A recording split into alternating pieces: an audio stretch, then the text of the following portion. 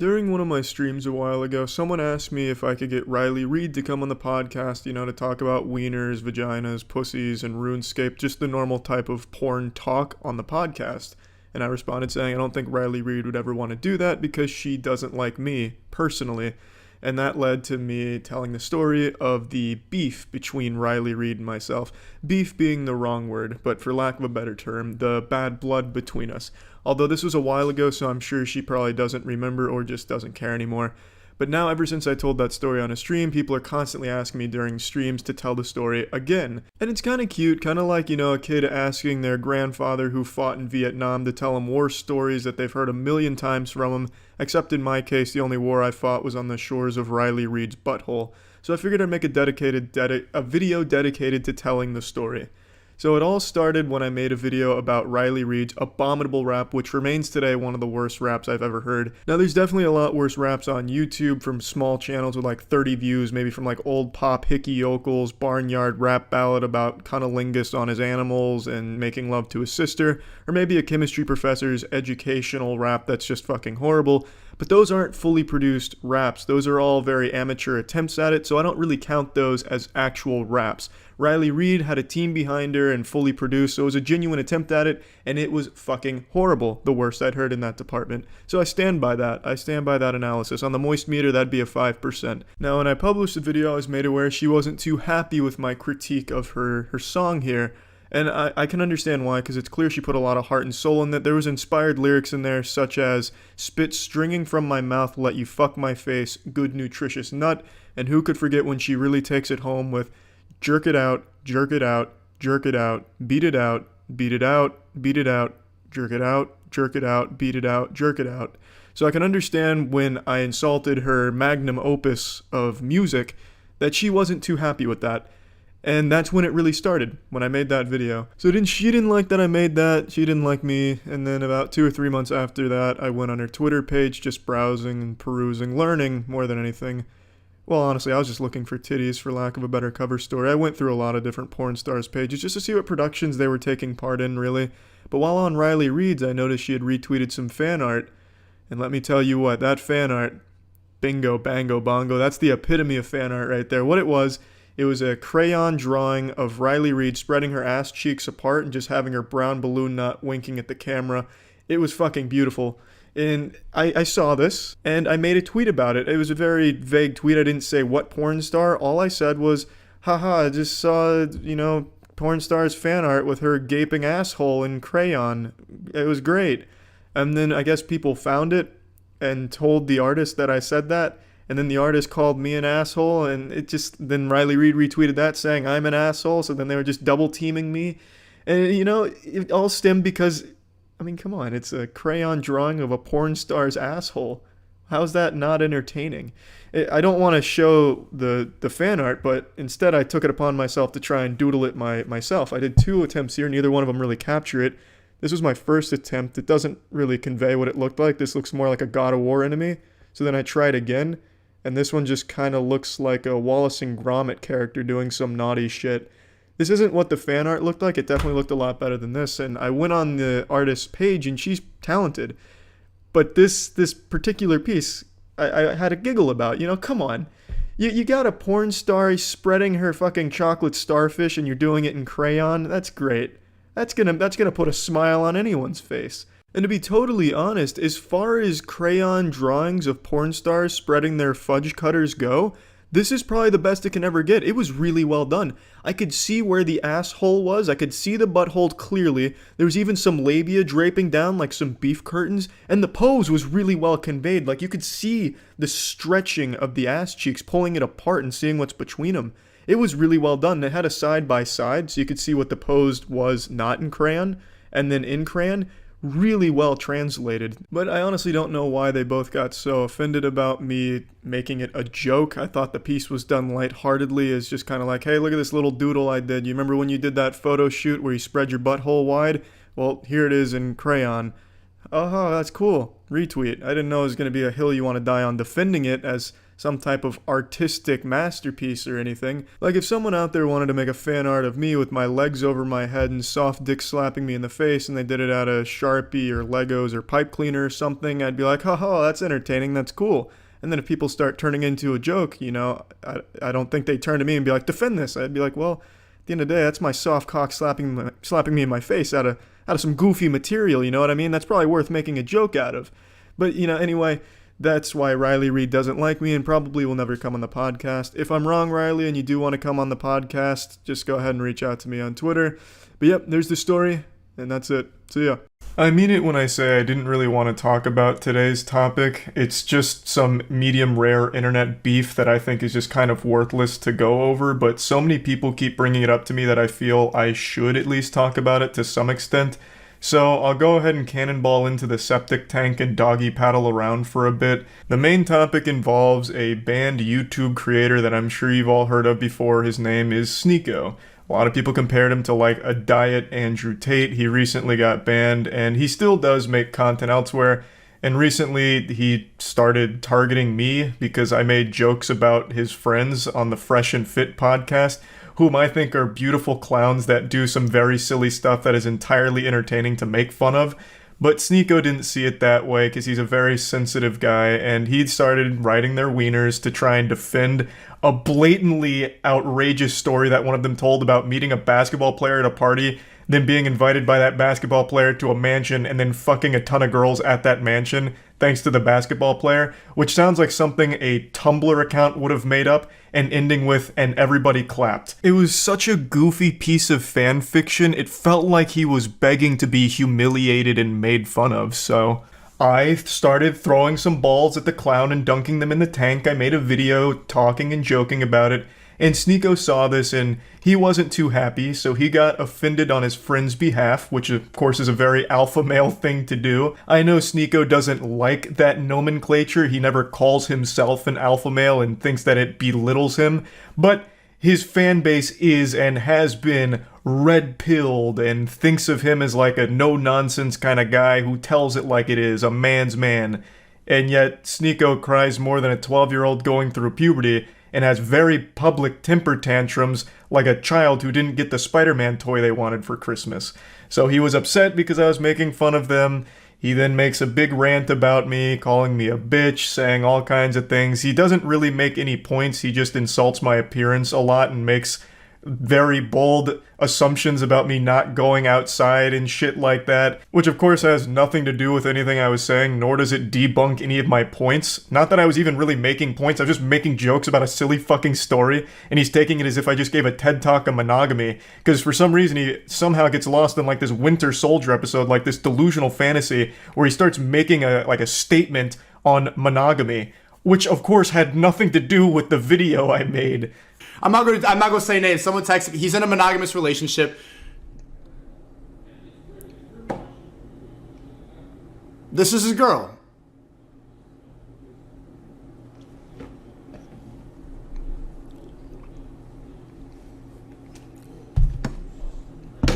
So there you go. I mean, I told you, like, I could hear it in your voice. The fact that someone doesn't have to abide by those rules. Someone could go and fuck a lot of bitches. That it's so foreign to a lot of people's ideas, because when you get brainwashed, when you get told that monogamy is the answer. What the fuck are you even talking about? What does this have to do with anything? What does bringing up a picture of me and my girlfriend have anything to do with anything that has happened? And where is monogamy even coming from? You're fighting an invisible enemy right now. You're fighting ghosts that aren't real. Like, none of this had anything to do with the video itself of me joking about a stupid fucking story that this guy told. Like, it's so weird, and he's been mad ever since, as I understand it. I, of course, don't really watch him, but I keep getting updates on Sneako not being happy, wiggling his finger, saying, I don't really like this Charlie guy anymore for this. Now, like I said, because so many people keep bringing this up to me every day, I felt obligated to at least, talk about this a little bit and engage with the drama, even though I don't really want to. What I do want to talk about, though, is the Black Friday Moist Global merch sale, baby. A lot of great merch on MoistGlobal.com is a lot of money off right now, so go to MoistGlobal.com to get some fucking beautiful items, and we even have some really fun, goofy ones that are in stock right now, such as this wonderful Happy Coat, which is kind of like a bathrobe. It's fantastic. And we also have some Yu-Gi-Oh! Inspired designs available right now as well, which are just fun items, and once all of these are sold out, they won't be restocked, so if you're at all interested, go to MoistGlobal.com, the link's in the description. I'm gonna keep this on for the rest of the video. The only thing I'm missing now is a cigar, so really get into character here. I'm gonna go ahead and talk a little bit more about this. I am pretty familiar with Sneako, probably more so than a lot of his more modern fan base is. I first became aware of his content when he got mad at me a couple years ago because I was criticizing a movie called Cuties. For those that don't know, Cuties was a movie that went to Netflix, and it was basically just softcore child porn. It was a movie that focused on twerking and a coming-of-age film that used real children in real positions of, like, sexualization, where during, like, a twerking contest, they'd have cameras that would go, like, right into their ass and zoom in. It was fucking disgusting stuff. And I made a whole video talking about how fucked up it is that not only does it exist, but Netflix has promoted it and it's on their service. Regardless of what the intention was or what the message aimed to deliver from the director, it completely missed the mark. By using real child actors and doing the things that they did in the film, it became a movie that was only enjoyed by legitimate, real, self-admitted pedophiles. And I made a video talking about how gross that whole situation was, and Sneako made a response to it saying that the outrage around this film is misplaced and it's actually a good movie. Americans are like, this is deplorable. I saw this commentator, Penguinz0, who I actually like. There's not a lot of good commentators, but he's like, this movie is deplorable. There's nothing good about it. There's nothing. And it's like he didn't even watch the movie. It's just like he only saw the clips that were gonna piss him off. Or he just got so triggered by the provocative imagery that he just, deplorable. Come on, man. Like, don't you see the reasons why she's doing what she's doing? Sneako has said multiple times, even in his most recent rant, that he does like my content, though I'm pretty sure he just says that to cushion the blow and, like, tiptoe around it, like, before insulting me. Just in case there's anyone in his chat that likes my content, he wants to make sure to not make them upset, so he makes sure to preface it by saying, well, I actually do like him, but... and then goes on to get super personal about it. This was my first real exposure to Sneako, and it's also the reason I don't care what his opinion is of me, because it's coming from a man who likes cuties. So why the fuck would it matter if he thinks I'm a bitch or anything like that? It legitimately couldn't mean less coming from a guy who openly defends a softcore child porn production. Okay, if I ever wanted to get canceled, this is the video. I saw Cuties last night and it was pretty good. It's a pretty good movie. I went in ready to hate like everybody else. I saw the cover and I got clickbaited. So did you got clickbaited. The thing about Cuties is it's not an unrealistic film. Like, yes, it shows children in a sexual way, but this is not unusual now. And the people who are really mad about this aren't Gen Z. Now, the reason I'm showing this isn't just to debate a multiple-year-old Sneako video that he completely ate shit on and had the worst possible take of with this whole cutie situation. The reason I'm showing this is because I haven't liked him since I saw this side of him. I was aware that he made other content, and apparently some of it was pretty good a couple years back, but once I saw this video, it just showed me a really weird guy who it seemed like really just wanted to be contrarian for the sake of it and makes terrible points in defense of this film for some reason. Like, even in your own video, you openly admit right there that yes, it sexualizes children. Full stop, that's not okay. That's a problem. Like, this girl, at one point, she takes a picture of her vagina and posts it on Instagram. Kids naturally just rebel. I like this movie because it's extremely provocative, but it's realistic. A major criticism of this film was that it's child porn, that they were just showing these kids and that it's gonna bring a bunch of pedophiles in. I don't think so. I don't think so. Not more than anything else that's on the internet now, or not more than beauty pageants in America, which still exist and are exactly what you see in the film. Do you go to beauty pageants to watch the kids, Sneako? I certainly hope not. just because the beauty pageants, which are fucked up, completely agree, just because those exist in the real world doesn't mean that that's justification for this movie. I feel like that should be obvious. You can't use this whataboutism like, oh yeah, Cuties has a lot of sexualization of children, but what about, child beauty pageants? I mean, those are out there in the real world, so what's wrong with Cuties being on Netflix? I won't show you any more from this video, it's dog shit all across the board, but there is one more thing I'd like to highlight. Even when Sneako started to rise to popularity, I didn't pay too much attention because, again, in my mind, he will always be that guy that for some reason fights for this film, which is just fucking weird. So he's always just been kind of a weird person to me that I don't pay too much attention to, but I couldn't help but take notice of one of his more recent viral clips where he openly defends getting cucked. So I wanted to break this down, like, because this was, imagine seeing the girl you love, like, get fucked. You love her? Yeah, I do. I love her. I was about to say I love this bitch. I'm like, no, let me not say that. I love my wifey, my queen. And you allowed the love of your life to get fucked by another man. What happened to the other women? I'm crazy. The first time, as soon as I saw it, like 3 pumps in, I just got up and walked out. I'm just like, I can't do that. Like, feeling traumatic thoughts, like seeing her with another person. It's a lot. But I think it's something everybody should do just to test. You know what? It is a legitimately super sad thing to sit there and listen to because Sneako is very clearly bothered by that whole situation, but is trying to play it off like a deeper message, like, no, this is actually a good thing, and in fact, I recommend every guy out there try letting their girl get fucked by another man. Then you'll know if it's real, if this is the person you want to spend the rest of your life with. It is fucking tragic to listen to. Now, I want to be clear, I have absolutely no problem with open relationships. I think everyone should be completely within the right to handle their relationships however they see fit and whatever makes them happiest. Contrary to what Sneako thinks about me, I have legitimately no issue with open relationships at all. But what Sneako's talking about here isn't so much an open relationship, it's cuckoldry. You have watched your girl get fucked in front of you on at least 2 occasions that he talks about here. And you were right next to her, watching her get fucked, and one time you were so upset about it you had to leave the room after the 3rd pump, you said. You're clearly not really alright with this situation. You're for some reason forcing yourself to be okay with it. Like, I'm not trying to sit here and be an armchair psychologist like you try to do against me during your rants, but it really seems like you don't like it. And yet, for some reason, you're also trying to celebrate it and promote it like a good thing. It's just super sad. Like, if you're fucking other girls and she's fucking other guys, that's one thing, but you being in the same bed that she is fucking another man in and watching her, and then even talking about how, like, upset you were about how much she was moaning and the deep eye contact she was making with the man she was fucking in front of you, like, you're not really okay with it, it sounds like. So stop trying to pretend to be, and stop trying to make it seem like this is a good, healthy thing for everyone that everyone needs to try. It's just pretty sad. So this is always in the back of my mind when he starts critiquing my relationship, or really any relationship for that matter. Like, what really gives you the right, especially when you're clearly in a very complicated situation in your own mind with your relationship?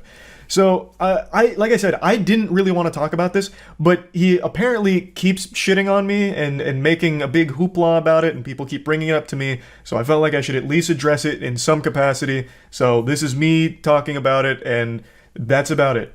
So yeah. Hey Sneako, does this outfit look familiar? This is the same thing I wore last time I took you over my knee and spanked your bottom with some discipline. And I'm happy to report that these are back in stock, and a lot more, at MoistGlobal.com. Last time I talked about you, I used you for a merchandise push as well, so might as well stick with tradition. I bet just seeing me in this attire again has just sent you on a full-blown Winter Soldier episode with your eyes rolling into the back of your skull as you're experiencing post-traumatic stress disorder, because the first video I made on you offended you to such a high degree that you have not stopped whining since. It's already been 3 months, can you believe that? How time flies. You started shit with me by insulting me and my girlfriend out of nowhere, so naturally I responded by making fun of you in return and showcasing the reasons why I don't respect you. But unfortunately I failed to calculate just how much of a sensitive fucking loser you are, because this hurt your feelings to such a high degree it's become like an Armageddon in your brain. 3 months you have continued to melt down about this. The day after I posted my response, he went on stream and had a huge unhinged tantrum and meltdown about the whole thing, and then he sent some of his viewers over So I was joking with them, saying like, oh, you guys must have just stopped the cuties watch party over there at Sneako's stream, right? Welcome, cucks, that kind of shit. And it got really under his skin in a big way, so he started dancing around with the gun and threatening to come shoot me. So he kept saying, oh, you're in Tampa, right? I'll come see you, waving his gun around and dancing. You wanna watch my clips? Watch my clips. Watch my clips. You want me to watch your clips? Watch my clips. These are the only clips I'm watching, you were? Now, the reason he keeps saying watch my clips while threatening me here is because during the stream, I couldn't watch him live because he just kept shouting slurs. So I said, watch my clips to see what I was saying about you. I had to communicate via Twitch clips. And I'm sorry to be that guy, this is like the grammar police of guns, but he's a fucking imbecile. You absolute buffoon. What you have there is not clips. These are mags. They're mags, not clips, you absolute fucking dummy. The same way that this is also a mag. They're all mags. Stop saying clips, you look fucking stupid here. Anyway, sorry for the gun anatomy lesson. He was very upset, so he was threatening to come shoot me, beat me up, all of that, because I hurt his feelings, and it's been festering for quite some time now. 3 fucking months. You love to bitch about how everyone's canceling you. These soy boy NPC bots are all canceling you. It's all you do. You treat the teenagers in your Discord like they're your goddamn therapist. Just going in there to complain about the invisible boogeyman canceling you again, shaking your fist at the clouds. I also love that you treat this Discord server like it's your PR team, so you have them work on your responses on Twitter because you're not witty enough to come up with anything on your own. You have no ability to banter. You can't insult anyone. Anytime you're pushed, all you fall back on is one of 3 things: soy boy, bot, or NPC, and that's it. You never deviate from this path. Which is ironic, because you're like literally a sheep. You have 3 programmed responses. You're like the absolute worst character, side character in an MMO. It's pathetic. But I'm getting sidetracked. You love to be super public about how much you hate antidepressants and you shit on anyone who takes antidepressants, but with the way you talk in your Discord server, I'm pretty convinced that you're only 2 or 3 messages away from asking your community to source antidepressants for you under the table to help with all this mental anguish you're going through. And I think that'd honestly be a good idea. It might help you. But I'm putting the cart before the horse here. How did we get to this point? Well, I made that video about Sneako, and I fully planned on that being the only time I ever talked about this asshole. I really did. All I wanted to do was highlight why I personally don't respect him. I know a lot of people criticize me for not tackling his points, and to that I say, bah humbug, this fucking goober didn't make any points. All he did was insult me and my girlfriend. He insulted me and my girlfriend because I made fun of one of his friend's blatantly fake stories. He resorted to childish name-calling like, I'm ugly, and I don't go outside. That's not making any points. Like, what am I supposed to debunk there? No, actually, my mom thinks I'm handsome, and so does my girlfriend, so you're wrong, factually wrong. There's nothing to debunk. The whole point of the video was highlighting why I don't respect him. I'll go ahead and briefly give you a previously on Dragon Ball Z lore recap to bring you up to speed on the points I was making for why I think he is a pathetic piece of shit, and his opinion holds no value in my eyes. Is because he publicly defends Cuties as one of his favorite movies. Cuties was a Netflix film that used real child actresses in sexual situations, so they sexualized real children. A fact that Sneako himself acknowledges, but writes off as being okay because it's realistic, because in the real world children get sexualized. I'll say it again, regardless of what the intention of the film was, they missed the mark because what ended up happening is they sexualized the child actresses. That is a problem. Full stop. Even if the message was supposed to be the opposite, they still ended up contributing to the very problem they were speaking out against. I saw Cuties last night and it was pretty good. It's a pretty good movie. I went in ready to hate like everybody else. I saw the cover and I got clickbaited. So did you. You got clickbaited. The thing about Cuties is it's not an unrealistic film. Like, yes, it shows children in a sexual way, but this is not unusual now. And the people who are really mad about this aren't Gen Z. Imagine claiming children in sexual positions is clickbait. Yikes. That's rough. You admit that the children were sexualized. That is bad. Okay? That means the movie failed in its mission. I don't know what you don't get about that. But regardless, I'm not here to just keep hammering home the same points. Another thing that I talked about for a reason I don't respect him is because he battles with his own sexuality. He is very public about how he used to go to these swinger parties. I think he says 4 in total over the course of like 2 weeks, where he watched his girlfriend get fucked by other men, even telling the story of how he was literally in the bed watching his girl get fucked by a different man, moaning intensely, and it was traumatizing. Yet he recommends that everyone should try it at some point for some reason. Because this was imagine seeing the girl you love like get fucked. You love her? Yeah, I do. I love it. Yeah, I love her. I was about to say I love this bitch. I'm like, no, let me not say that. I love my wifey, my queen. And you allowed the love of your life to get fucked by another man. What happened to the other agreement? I'm crazy. The first time, as soon as I saw it, like 3 pumps in, I just got up and walked out. I'm just like, I can't do that. Like feeling traumatic thoughts, like seeing her with another person. It's a lot. But I think it's something everybody should do just to test. You know what? So my point with this was, why is this the guy that's lecturing everyone on their relationships, shitting on people's relationships, when he himself is in one that makes him very upset and he can't come to terms with it? Now, if he's open about being a cuck and happy and proud to be a cuck, that's fine. But he's not. It makes him mad every single time. So why the fuck is this insecure guy the one that's the moral authority on healthy relationships all of a sudden? That was the point of me bringing up that clip.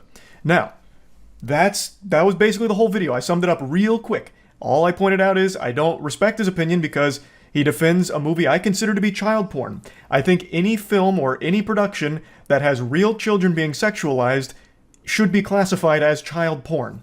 That's how I view it. Maybe your definition's different, but that's how I personally view that kind of content. So him defending that was beyond reprehensible to me. And him being very public with his cuckoldry and how scarring it has been, it should be a lesson and an example that he himself is not great when it comes to relationships and all these things. And I posted that and it made him extremely upset and he hasn't stopped fucking crying about it for 3 months. So, fast forward to 2 days ago. I was streaming a Moist Esports tournament and I went up to go to the bathroom. I had to take a shit. It was a double flusher. So I was on the toilet for quite some time and I saw a Sneako post that he's posted quite a few times now and I thought, you know what? Fuck it. I'm not doing anything else right now on the porcelain throne. I'll play in the pig pen. So I did. For 3 months now, Sneako's had this adorable little collage that he made that looks like it's straight out of a 16-year-old girl's diary with pictures of boys from her class that she doesn't like. All about people that have hurt his feelings. This is his wall of shame for people that have insulted him online. What's even sadder about it is he purposely leaves out people that he's afraid of. So Turkey Tom, for example, made a whole video talking about Sneako and how pathetic he is, and Sneako tried to talk a big game to him, even challenged him to a debate, which Turkey Tom accepted with jubilation. He was ecstatic. And then Sneako kept ducking him, ghosting him. So he leaves Turkey Tom off of this list because he's afraid to actually talk to him. And he also leaves off quite a few other people, but the most notable other one that is comical for the absence is Brandon Buckingham. Brandon Buckingham is an internet content creator that Sneako lied about for a long time, and they had a lot of beef, and Brandon Buckingham actually challenged him to a fight.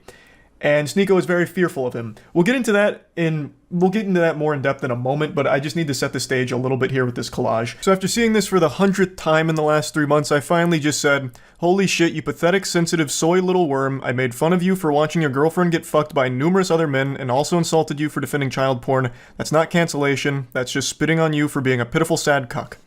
And this puppy really blew up on Twitter in a big way. Now, I will say it again. What I did, and what I am doing right now, is not canceling you, Sneako. I am insulting you. I am making fun of you. Something that you were supposed to be a huge proponent of, right? Wasn't like one of your big things like bullying needs to be brought back. So now that I'm making fun of you, what, all of a sudden now it's off limits, now it's canceling? You have become the SJWs that you criticize so much. I don't know how you don't realize that. We continue. He says, you know in your soul you would never say that to my face. To which I respond, you literally have a collage of people that hurt your feelings on the internet. You haven't stopped whining about me for months now, you goofy NPC. Even if you beat my ass in a fight, it doesn't change the truth. You're still a cuck who also defends child porn. I think this is important to talk about, and I just talked about it recently. When you are getting your feelings hurt and your immediate response isn't to fire back with insults, jokes, whatever, it's to challenge someone to a fight, you've taken a huge L. You've shown that the person has got under your skin, and the only thing you can resort to is a caveman brain of, I'll beat you in a fight. Sneako, you beating me in a fight doesn't unfuck your girlfriend from the numerous men that had sex with her in front of you. It doesn't do anything. Everything I've said still stands. Nothing changes. It doesn't even salvage your ego. All it is a pathetic fucking attempt at attention. And I don't think you believe half the things you talk about. I really think Sneako just panders as much as possible. He himself doesn't even stand by the things he talks about. I really don't think he has any beliefs of his own. He just echoes what he thinks is going to get him the biggest audience / the most money. That's what I think. So this puffing out his chest of challenging me to a fight is clearly attention. That's what it feels like. Because you don't have the same energy for Brandon Buckingham. Brandon Buckingham is more than willing to fight you any day of the week. But with him, you don't want to do that for some reason. Why? Do you not stand by your beliefs when it comes to Brandon Buckingham? He has said all the same things about you that I am saying about you. So why is he exempt? Why don't you want to fight him? That's so weird. This is what you said about Brandon Buckingham and fighting him. And then finally, when Brandon Buckingham is down to meet Sneako, he's there to box him. They're both similar sizes. Sneako would now rather just sit at home and tell jokes behind his computer. I'd rather sit at home and yell at a camera, tell jokes than, risk my manhood falling flat for Brandon Buckingham, if I lose the fight. So now it's suddenly cool to just stay at home and keep it all online. The full video here from Willie Mack is an absolute masterpiece on laying out every pathetic thing that Sneako has ever done, said, or everything ever. So I highly recommend checking it out. I'll put a link to it in the description. It's a banger. So, as you can see, the people he's confident in fighting are ones that he feels confident he'd win against. I'm 5'6", I think he's 6'1", so the height advantage he feels very confident with. And he has every reason to. He would probably beat me in a fight. But like I said, that doesn't change anything. Everything I've said is still true. You are a cuck, self-admitted, and you have defended cuties publicly, which, by more than just me, by many, is considered child porn. You're pathetic. Beating me in a fight doesn't change any of those facts. I've also been super vocal about how I don't want to fight. Like, I'm not afraid to say, I don't want to get hit in the head, right? I'm afraid of taking headshots. It's probably a super normal fear to have, so I'm averse to going into a boxing match, especially one that's just a clout-driven spectacle like this. That'd be completely fucking worthless. And I've been super open about that, which I'm sure you know since you keep saying that you've watched my content, so you probably know that I was never going to accept a fight in the first place. Especially since you're, significantly taller than me, right? It wouldn't make any sense. And even though you would probably beat me in a fight, you're certainly not beating me in, an aesthetic physique competition, because goddamn, I blow your ass out of the water. Look at this fucking anime character physique I'm rocking. Meanwhile, you're over here with that Abercrombie and Fitch from 1998. Now, in Sneako's credit, he did start going to the gym recently. Maybe I inspired him, and you know what? That's great. I'm glad I could have a positive impact on your life like that, Sneako. Getting into the gym is a fantastic thing, and you're gonna feel so much better. And I know you'll start seeing results soon as long as you keep at it. And then finally, our last exchange goes very similarly to the others. You're not special from the other 10 soy boys who say the same thing. If you got a problem, stop talking on the internet. Let's solve it. So I said, got your Discord still working on responses? Brother, I have no problem. You started it and I made fun of you in return. You're upset about publicly admitting to cuckoldry and get mad at me for bringing it up. You should be mad at yourself instead. Have some self-reflection. Which it's true. I don't have a problem. You literally started it, Sneako, and you even asked your audience to let me know everything you said and send me your clips. You actually asked for a response, and then got super upset when my response was a little too mean to your feelings. How is that not the ultimate cuckoldry? Even more so than your girl getting clapped by 1,000 men. How? How can you, with a straight face, still call other people soy boys? I'm not kidding, I really didn't want to keep talking about you, but you won't stop talking and crying about me. It's sad. I understand you have a humiliation fetish, so hopefully this whole thing has helped you orgasm one more time from all of it. I don't think it's fun dunking on you, Sneako. I don't. And I'm certainly not canceling you. But you keep doing this. So you forced my hand to make fun of you again. But anyway, that's about it. See ya. How far would you go for some updoots on the internet? How badly do you want to suckle from that juicy teat of internet clout? I've actually started quite a few videos with that exact same question. It seems that today the most important thing to people is the numbers on the screen. Bigger number, better person. Everyone's so desperate to squeeze as much milk as possible from those beautiful honkers of internet points. And no price is too high. We've seen some wacky, goofy shit recently for those internet points. You remember those dudes that went to jail for 3 years on TikTok because they were filming a stop the train prank where they just sit on the train tracks and hope the train stops in time before they get brutally fucking blasted by it, and then it actually did stop and then they went to jail. We also recently saw that kid play the fake robbery prank on some strangers and he got shot and died for it. His last words were quite literally, "just a prank, bro." At least according to a few sources, that was an extremely sad one. So we've seen some crazy shit. People really will do anything for some internet fame. And today I want to talk about a pretty special case. It's someone that I'm sure you've heard of. I've talked about him before. A lot of people have. He's been a big name on YouTube for a while. His name's Nikocado Avocado. If you're on Twitter, you've probably seen his asshole floating around pretty often. For some reason, it was a big trend in meme to just post Nikocado Avocado's OnlyFans content all over Twitter. So I've seen his butthole more times than I've seen him doing his mukbangs. For those that don't know, Nikocado Avocado is a mukbang YouTuber. It's primarily what he does. Mukbangs are when you just eat on camera, and that's about it. I'm not really here to get into the lore of Nikocado Avocado. There's a ton of videos that do dive into it. I want to talk about what's going on recently with him. In fact, I'm just going to go ahead and take my swampy ass out of here for a second and let Nikocado Avocado kind of take it away. This is from his most recent video. This is kind of what his content has become.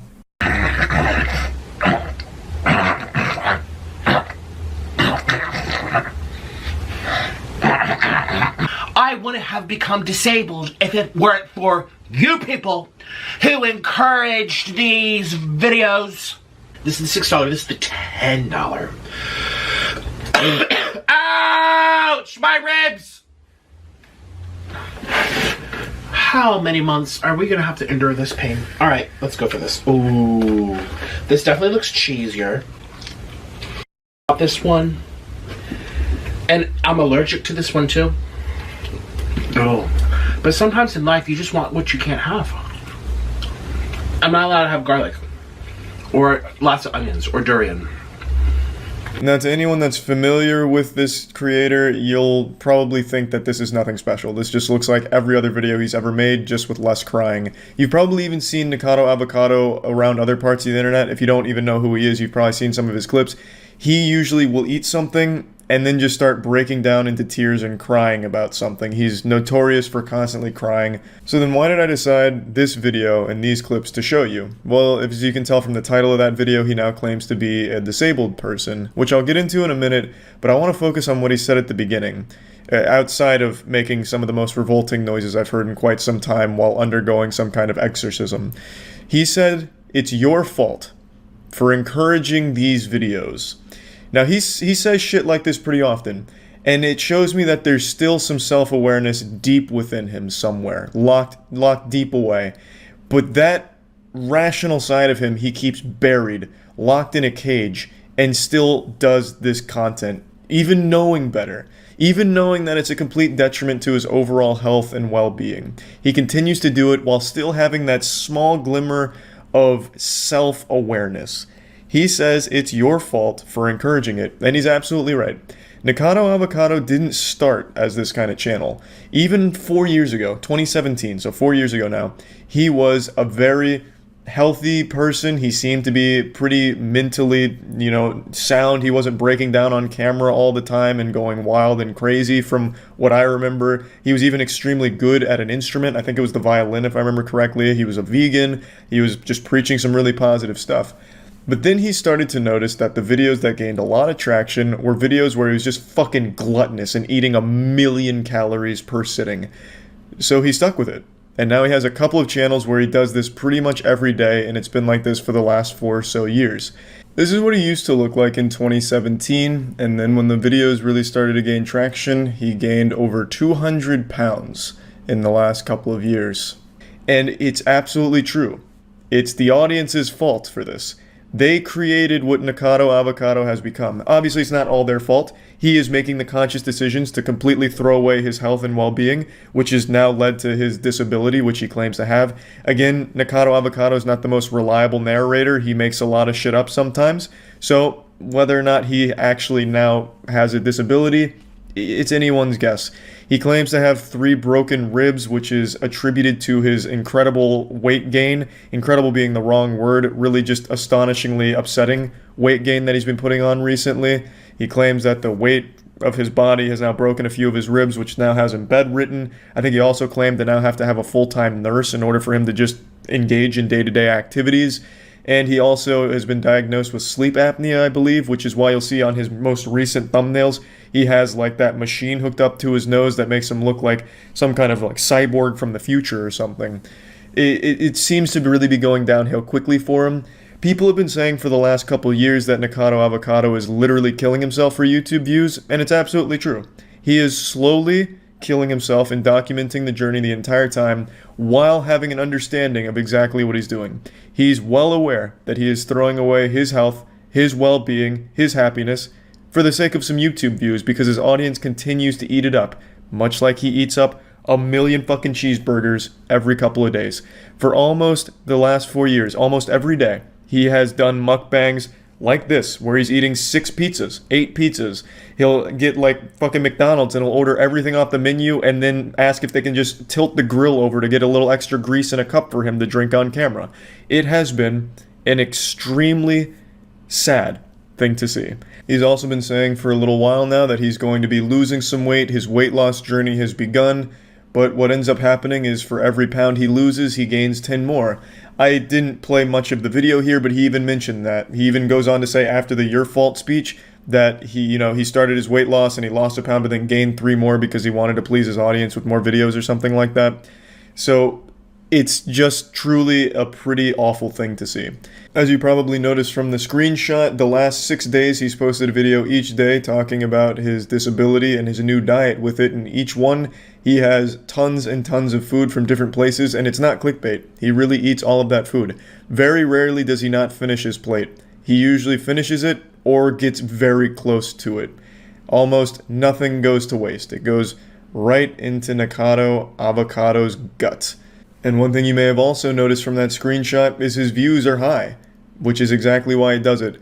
Yeah, most of them have more dislikes than likes, but even on the one I showed you, that's still like 4,000 likes. So there are 4,000 people dropping a fat like, leaving an encouraging comment, and he's usually peddling some merch. So the shirts you see him wear, he immediately pins in a comment for you to buy them, and I imagine he sells quite a few shirts. Even the people that get in there just to dislike or just tune in to watch the train wreck, that's more views for him, that's more engagement, that helps him, and that keeps him on this wagon, keeps him going. So overall, it's just a really shitty cycle.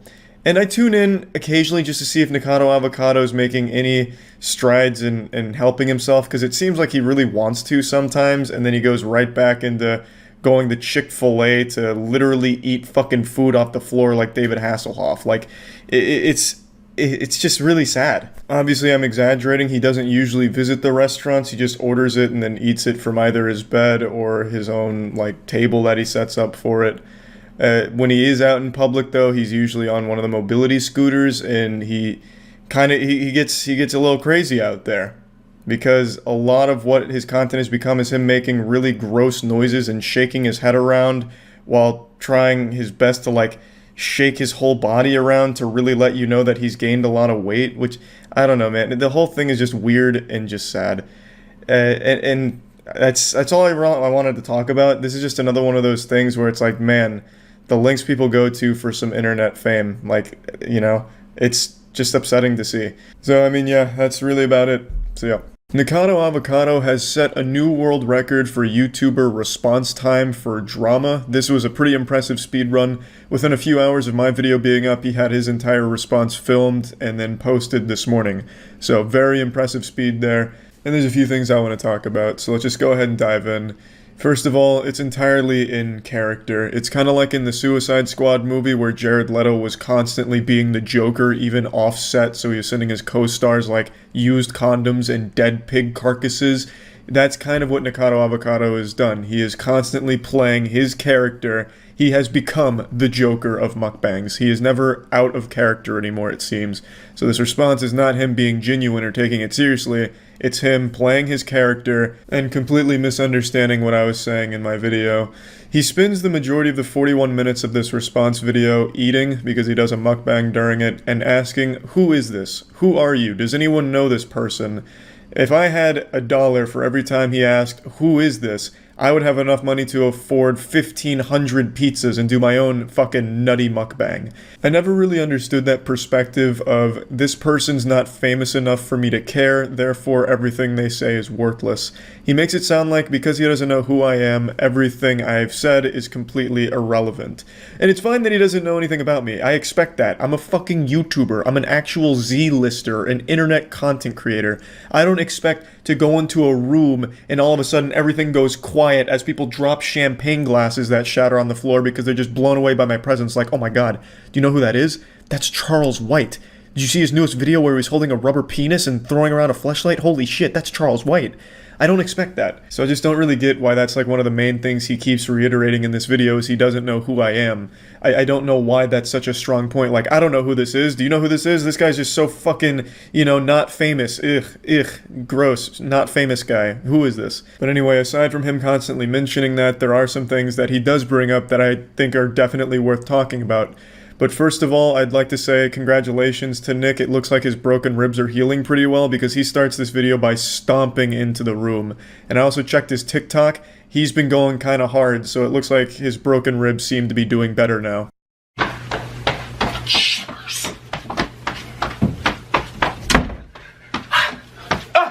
Fiddlesticks!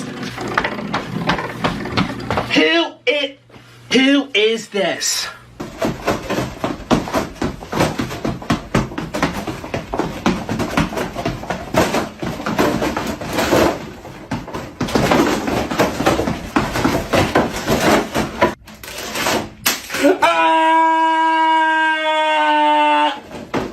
I remember when my mom broke a couple of her ribs, she genuinely couldn't walk for like a month. She was miserable.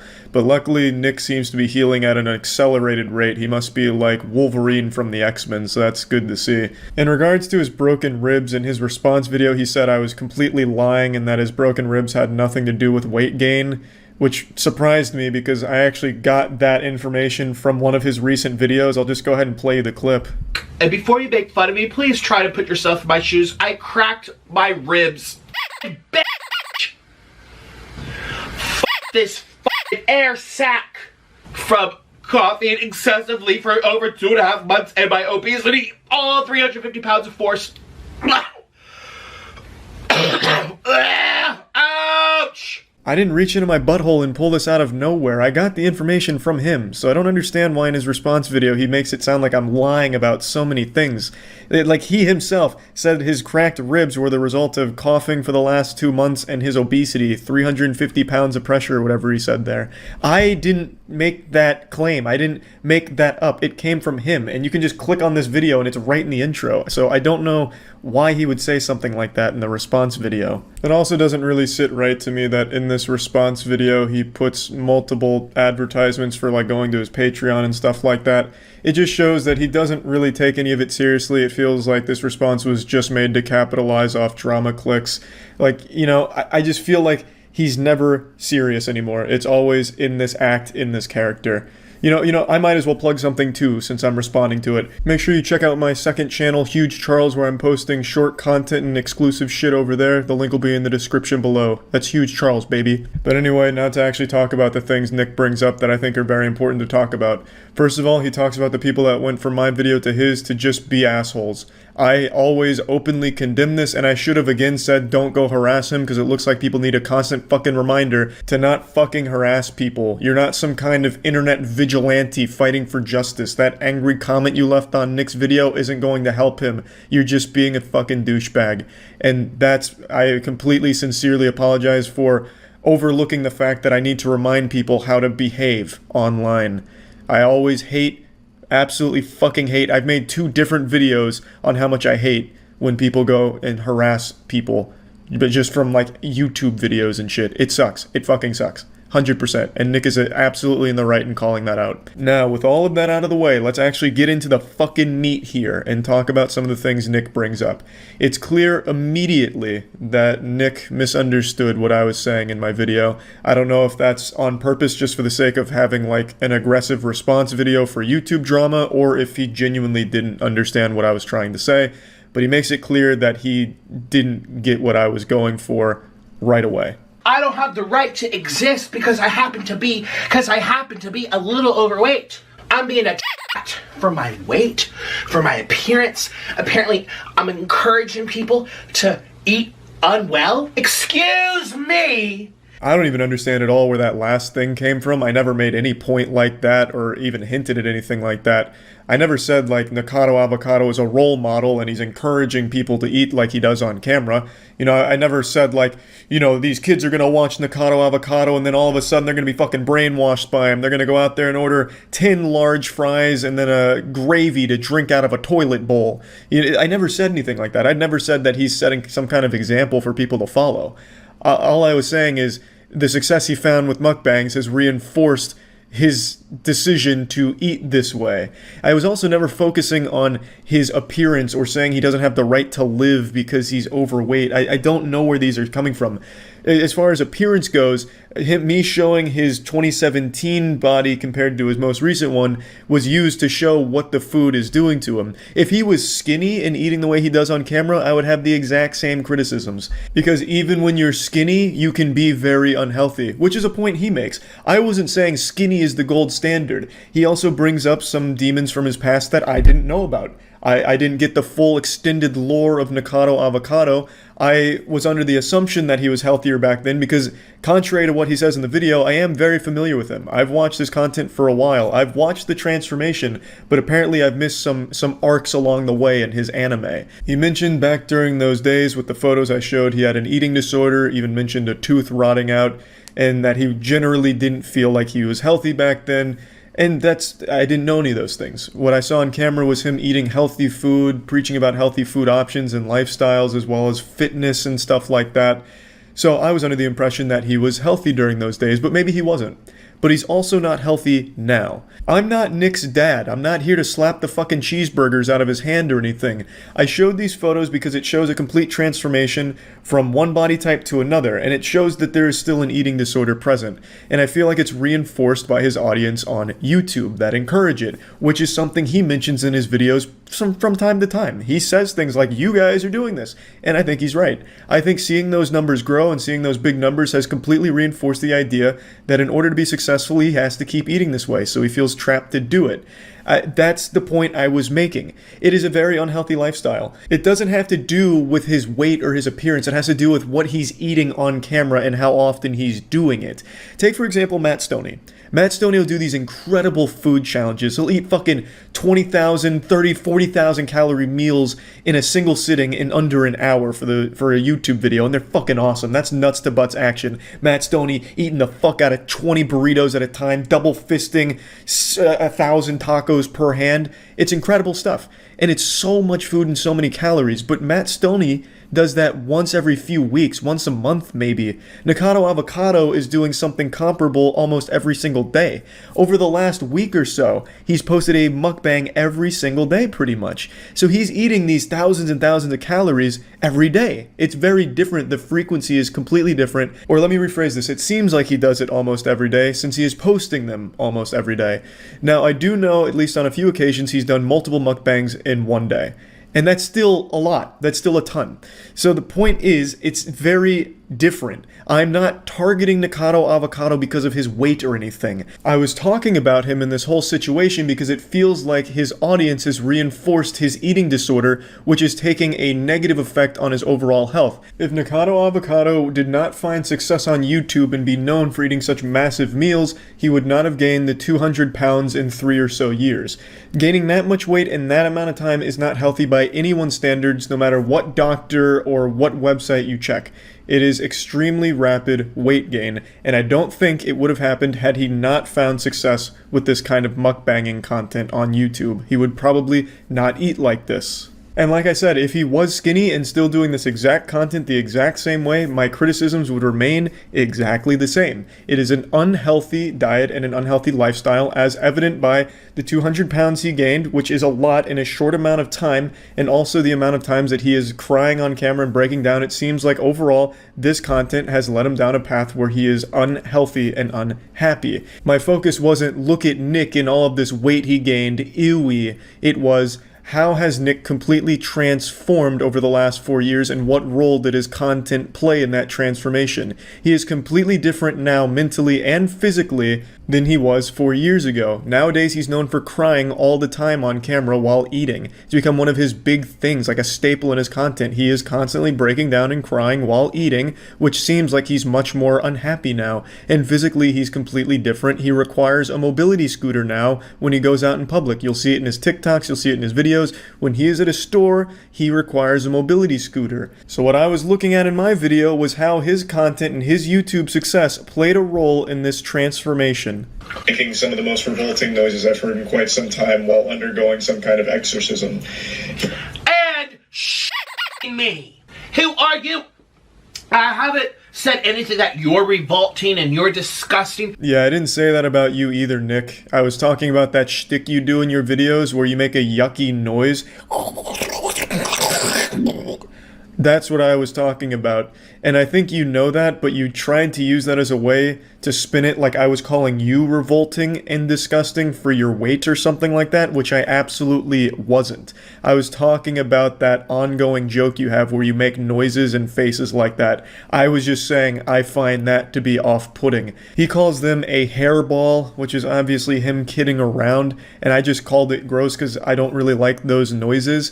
And I'm sure he knows what I was talking about here, but just found it to be easy ammunition to make me look really shitty. So he was able to spin it like, look, he's calling me revolting and gross, he's being a big asshole, which I wasn't. I was just talking about that hairball thing that he does. This video is going to be really long if I keep going through every point he makes, to be honest. We're not even like half of the way through the response, so I just want to focus on the next few big things that he brings up that I think are very important to talk about.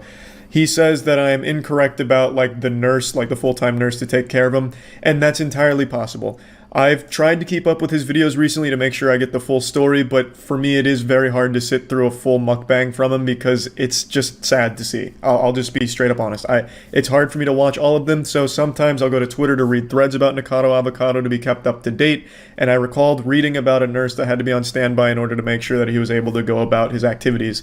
This, he has said, is incorrect, so I do apologize for that. That information that I got there was wrong. 100%, and I'll take full responsibility for being incorrect on that point. Now, one thing he is blatantly wrong about, and I don't know if this is on purpose to make me look bad or something, he keeps saying that I call his viewers fat, or I am constantly talking about him being fat and gross. Two things I've never said anywhere in that video. I never said his viewers are fat or insulting his viewers. I was saying his viewers are enabling him to keep doing some of this content. And that, I stand by 100%. You can even see it on this response video. There were so many comments saying, don't listen to him, and when are you doing your next big mukbang? I love to watch you eat this and that and that.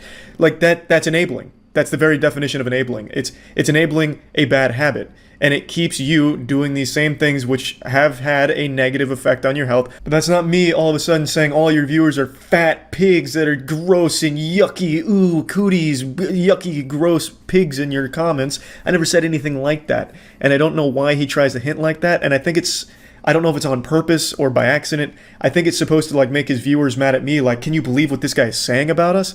Which I never did.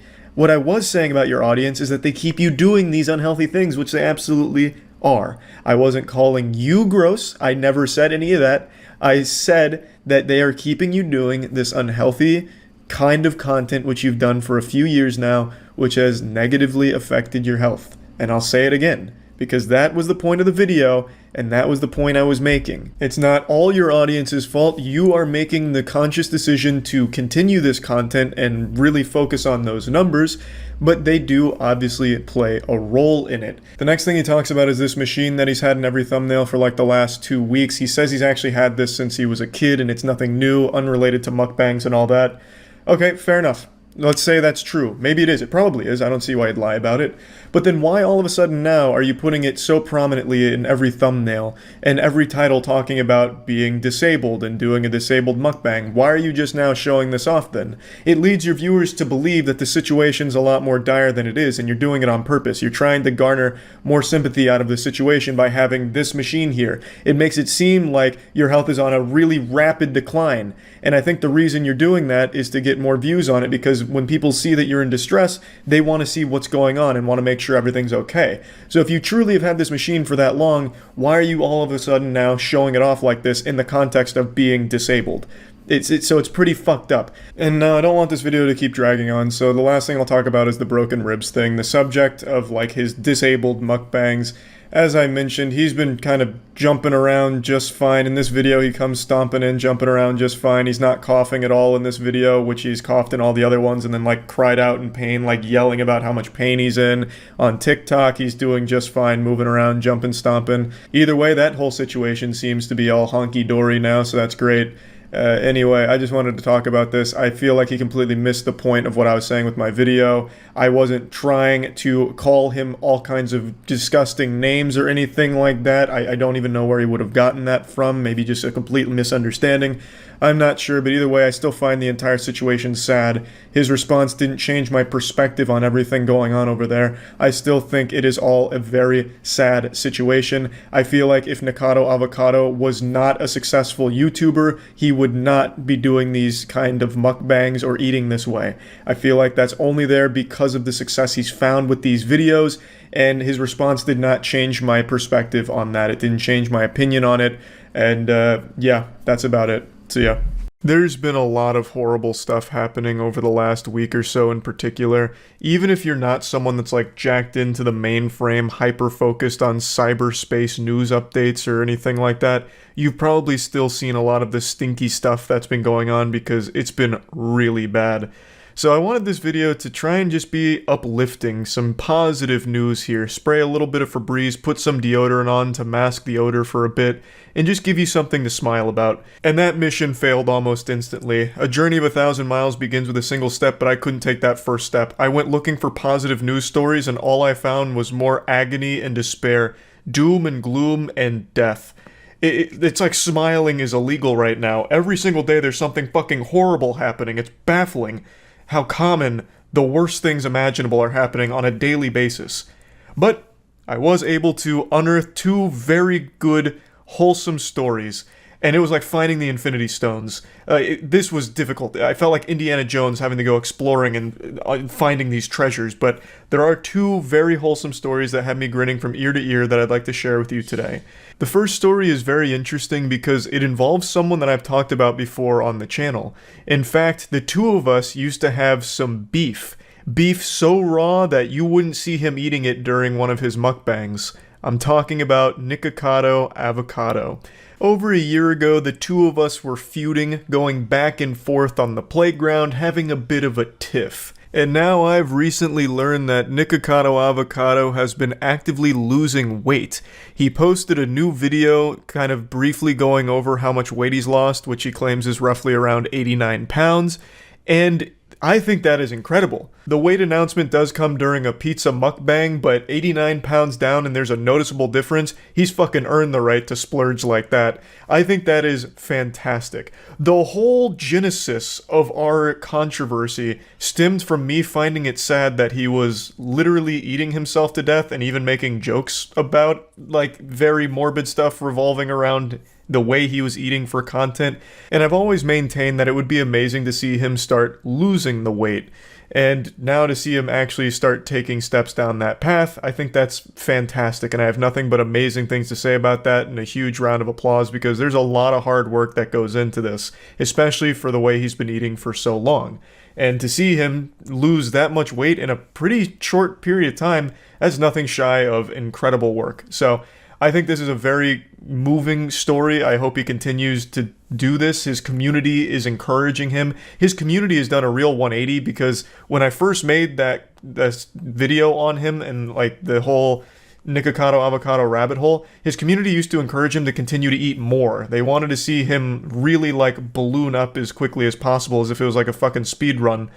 And now, fast forward, a year and some change later, they seem to really be cheering him on for a healthier lifestyle and wanting to see him happier. And he really does seem happier in this video where he talks about his weight loss, as well as just generally joking and more bubbly than I remembered him being last year. So it just really seems like an all-around positive thing, and I'm wishing him nothing but the best of luck going forward.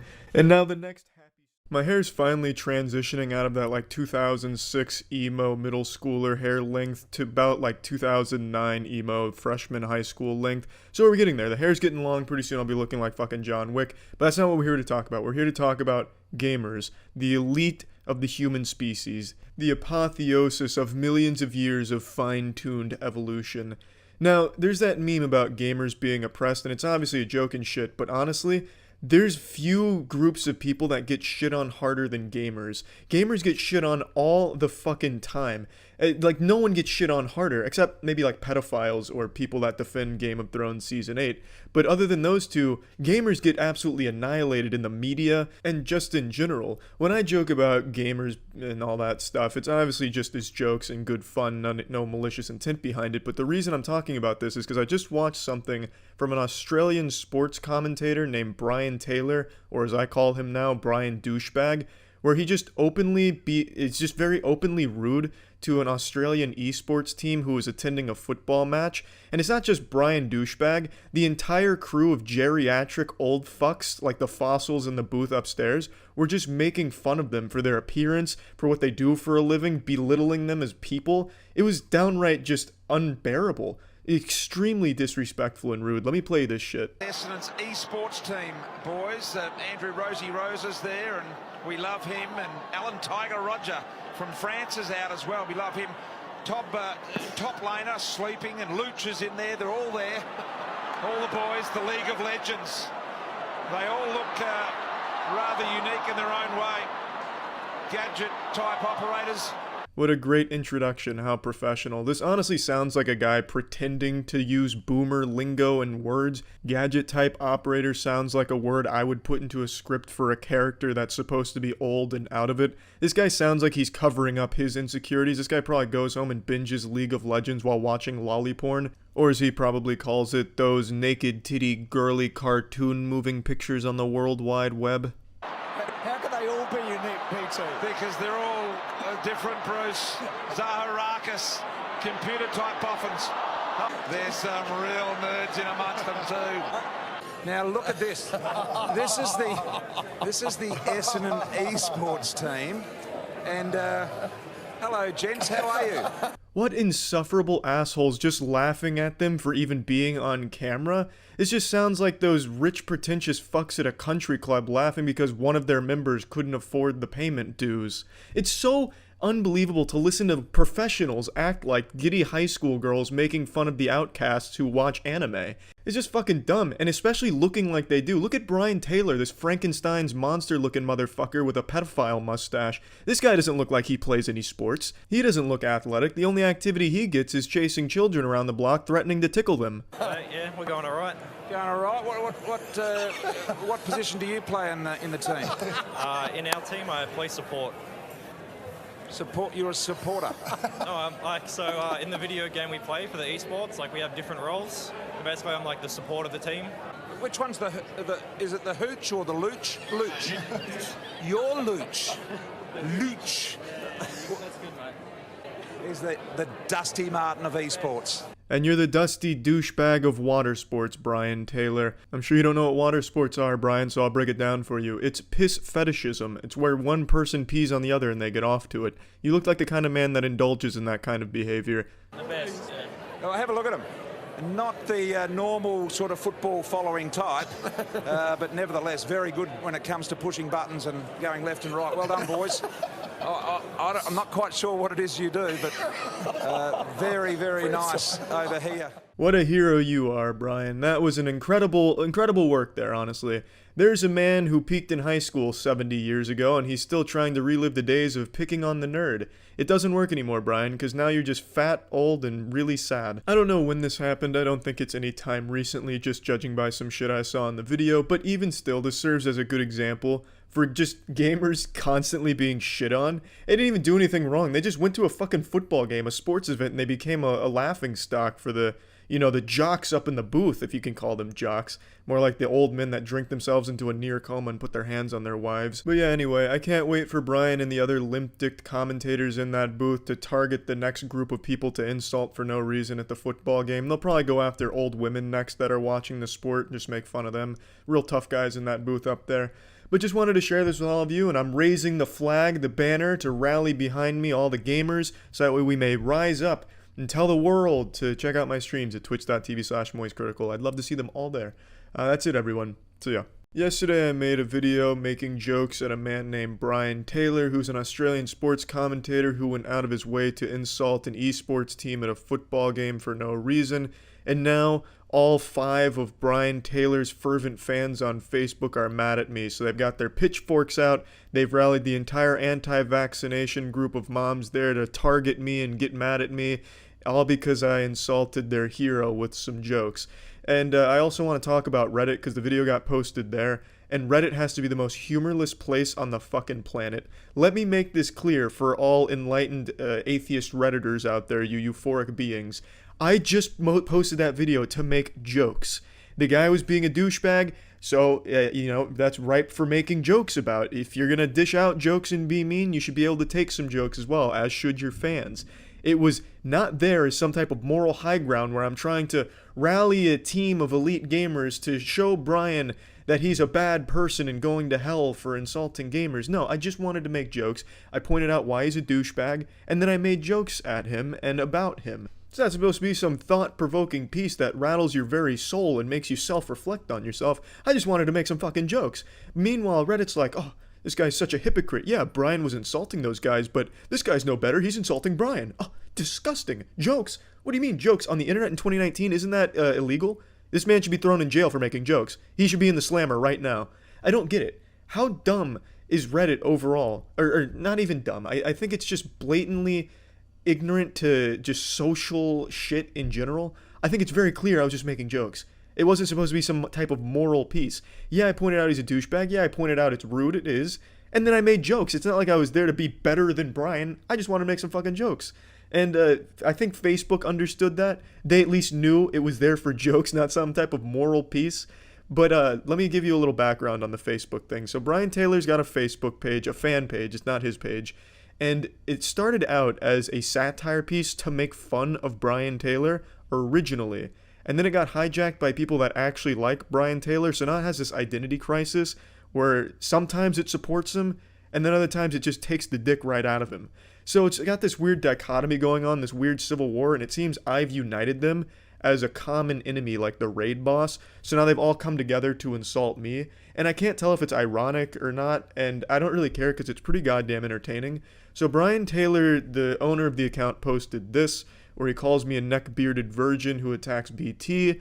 It's a bit of a stretch. I can tell the person who owns this account's probably in like mid-30s, because they must have just read neck-bearded virgin on like an archived 4chan source trying to catch up with like internet lingo and shit. I don't have a neck beard. I don't even grow hair down here except for like rogue pubic hairs that'll pop up here and there, which look fucking disgusting. And if I did have a neck beard growing in, I would immediately nair that off or like go to laser hair removal because I just can't stand the look of neck beards. I'm sure some people can pull them off. I can't. And I know neck beard's supposed to just be a general insult, but in this case it doesn't really apply. Virgin, I'm not a virgin, but if you want to make me a virgin in your own headcanon lore to jerk off to, I'm totally fucking fine with that as well. But anyway, the people, he posted this, and then the fans or the people shitposting for Brian Taylor hopped on board, and there's some bangers in there. So the senile owner of this page says, odds on this bastard living in his parents' basement at 30, and the fans of this page are so fucking dumb, the response to this was, $1.02. How do you even dress yourself in the morning? That's not how odds work. Are you fucking kidding me? How fucking dumb are you? I'm not gonna sit here and be your 3rd grade teacher and teach you how this works, but god damn.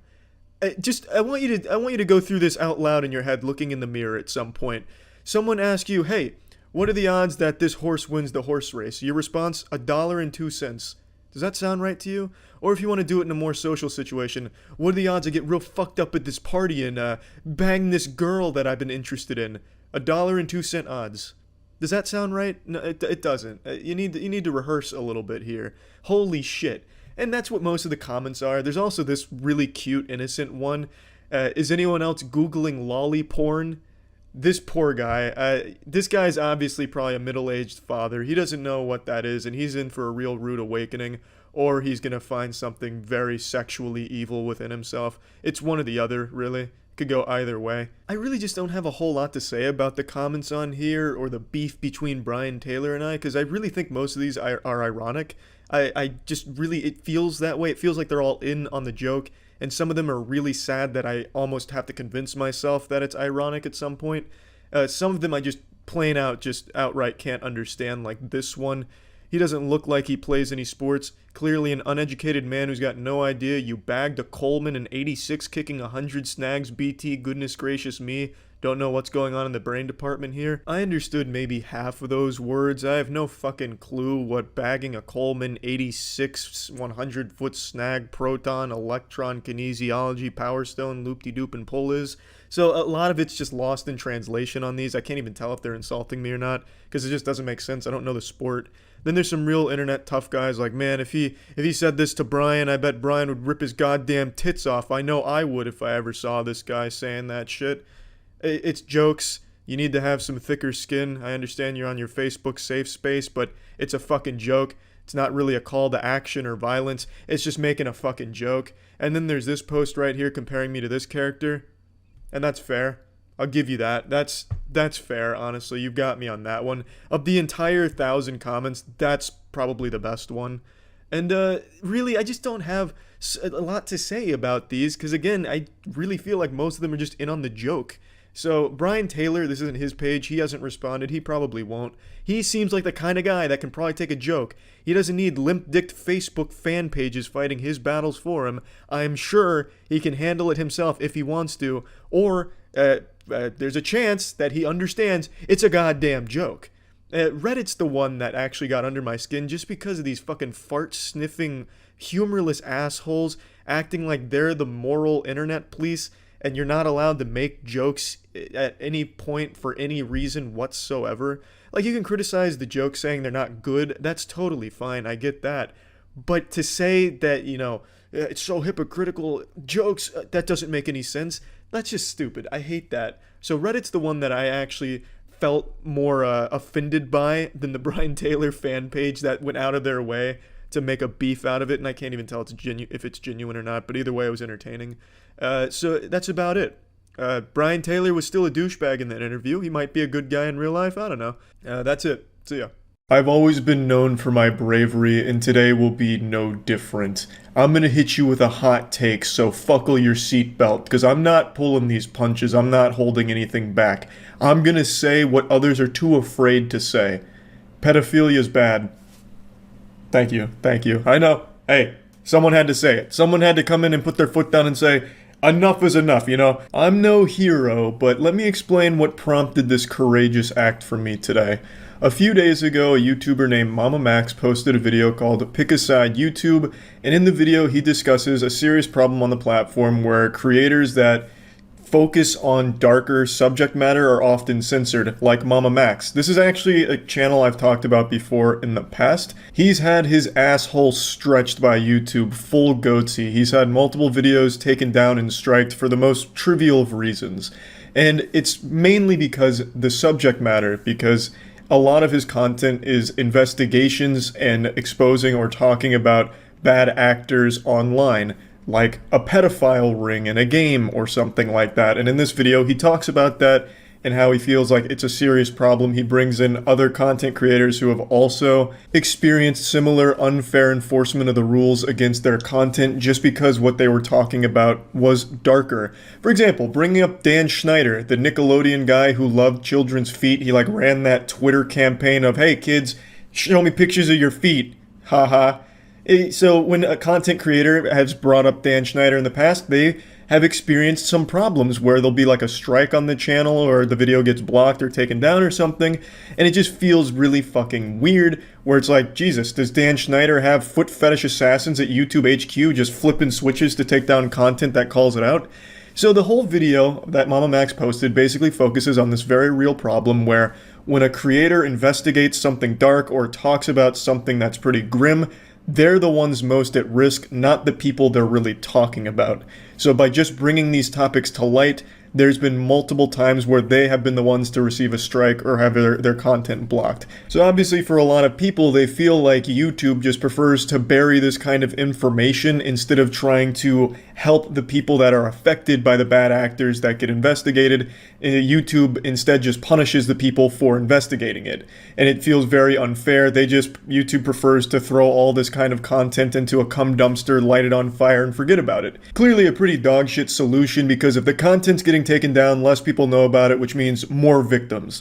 So, a very serious problem. Now, this is where I get involved directly in this whole thing, because at the end of Mamamax's video, he wanted to make a shitstorm. He said he wanted to squeeze YouTube by their balls. He wanted to grab that goddamn nutsack and clap it together like he was fucking Hulk smashing it.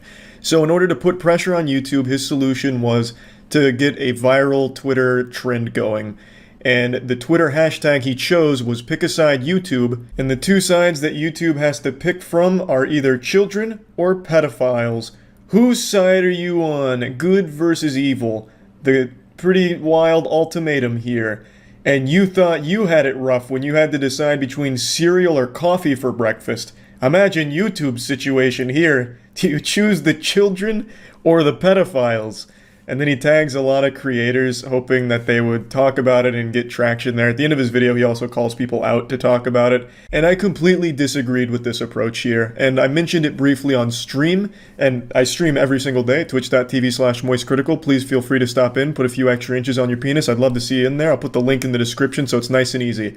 I mentioned it on stream, and since then, I've been labeled a pedophile defender by some people on Twitter, or a YouTube shill by others. Which I couldn't fucking believe. I never thought there'd be a day where anyone in the goddamn world would think I stood up for pedophiles when I have an entire podcast of 270-something episodes, almost all of them dedicated to shitting on pedophiles. But anyway, I guess because I disagreed with this silly hashtag, all of a sudden I got out Captain America's shield and I'm putting the pedophiles behind me. Get behind me, boys. I got us covered. I'll take the hits here. But let me explain. I think the pick a side, children or pedophiles, is extremely goofy and distorts the actual message of his video. The message of his video is very much YouTube censors dark content. They unfairly treat people who investigate serious things. And as a direct result of this censorship, it leads to more kids being harmed, more victims, and these disgusting, evil, fucking stinky, yucky groups existing in the shadows, because the content that has called them out and brought it to light has been taken down. So it does create more problems for more people, more victims. That's the point of his video. YouTube taking down this informative content and using every excuse imaginable to do it. Hey, we had to strike this entire video down because at 3 minutes and 7 seconds into the video, there's an animated character's butt cheek playfully poking out from their swimsuit. So the whole thing's coming down. You fucked up. Sorry, big guy. You know, it's like, what do you mean? This is a very trivial problem. It's a goddamn animated character. You could have just, like, told me to blur it and it would have been fine. The point is, by taking the videos down that are informing people of dangerous groups, it in turn creates more victims of those groups because they don't know about it anymore. And that's the problem that Mamamax's video was highlighting, and YouTube brushing it all under the rug. Because they want their reputation to be more squeaky clean. They don't want these kind of like bad actors brought to light on their platform because they think it might be a bad look for the platform. So they unfairly treat those creators. It's a real serious problem. And it's one I've actually talked about quite a bit in the past. In Mamamax's video, he brings up the interview I had with the YouTube CEO, Susan. He mentions that it hasn't aged well. And admittedly, he's right. A lot of the things I talked to with Susan and the policy team, they haven't come to fruition. They still haven't been implemented. They said they were aiming for 2021 to be a great year with all of these new features that would help creators, and a lot of them aren't there, almost none of them. But they have added a couple things, like now you have timestamps when you get a strike for, what was the violation. So at the very least, they're adding a little bit. But yeah, it hasn't aged well. But what I did, and what I mentioned to them back then, is this problem. I even mentioned Mamamax by name and explained his situation to the YouTube policy team when I was on that phone call with Susan and the policy team.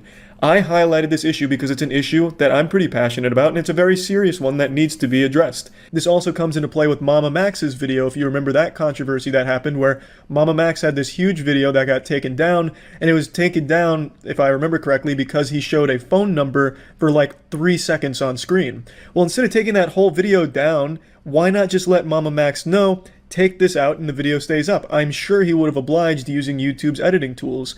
So I wanted to make sure that they heard that suggestion, and I thought Mamamax did a great job in his video until the end, where he turned it into a you're either with us or with the pedophiles type thing.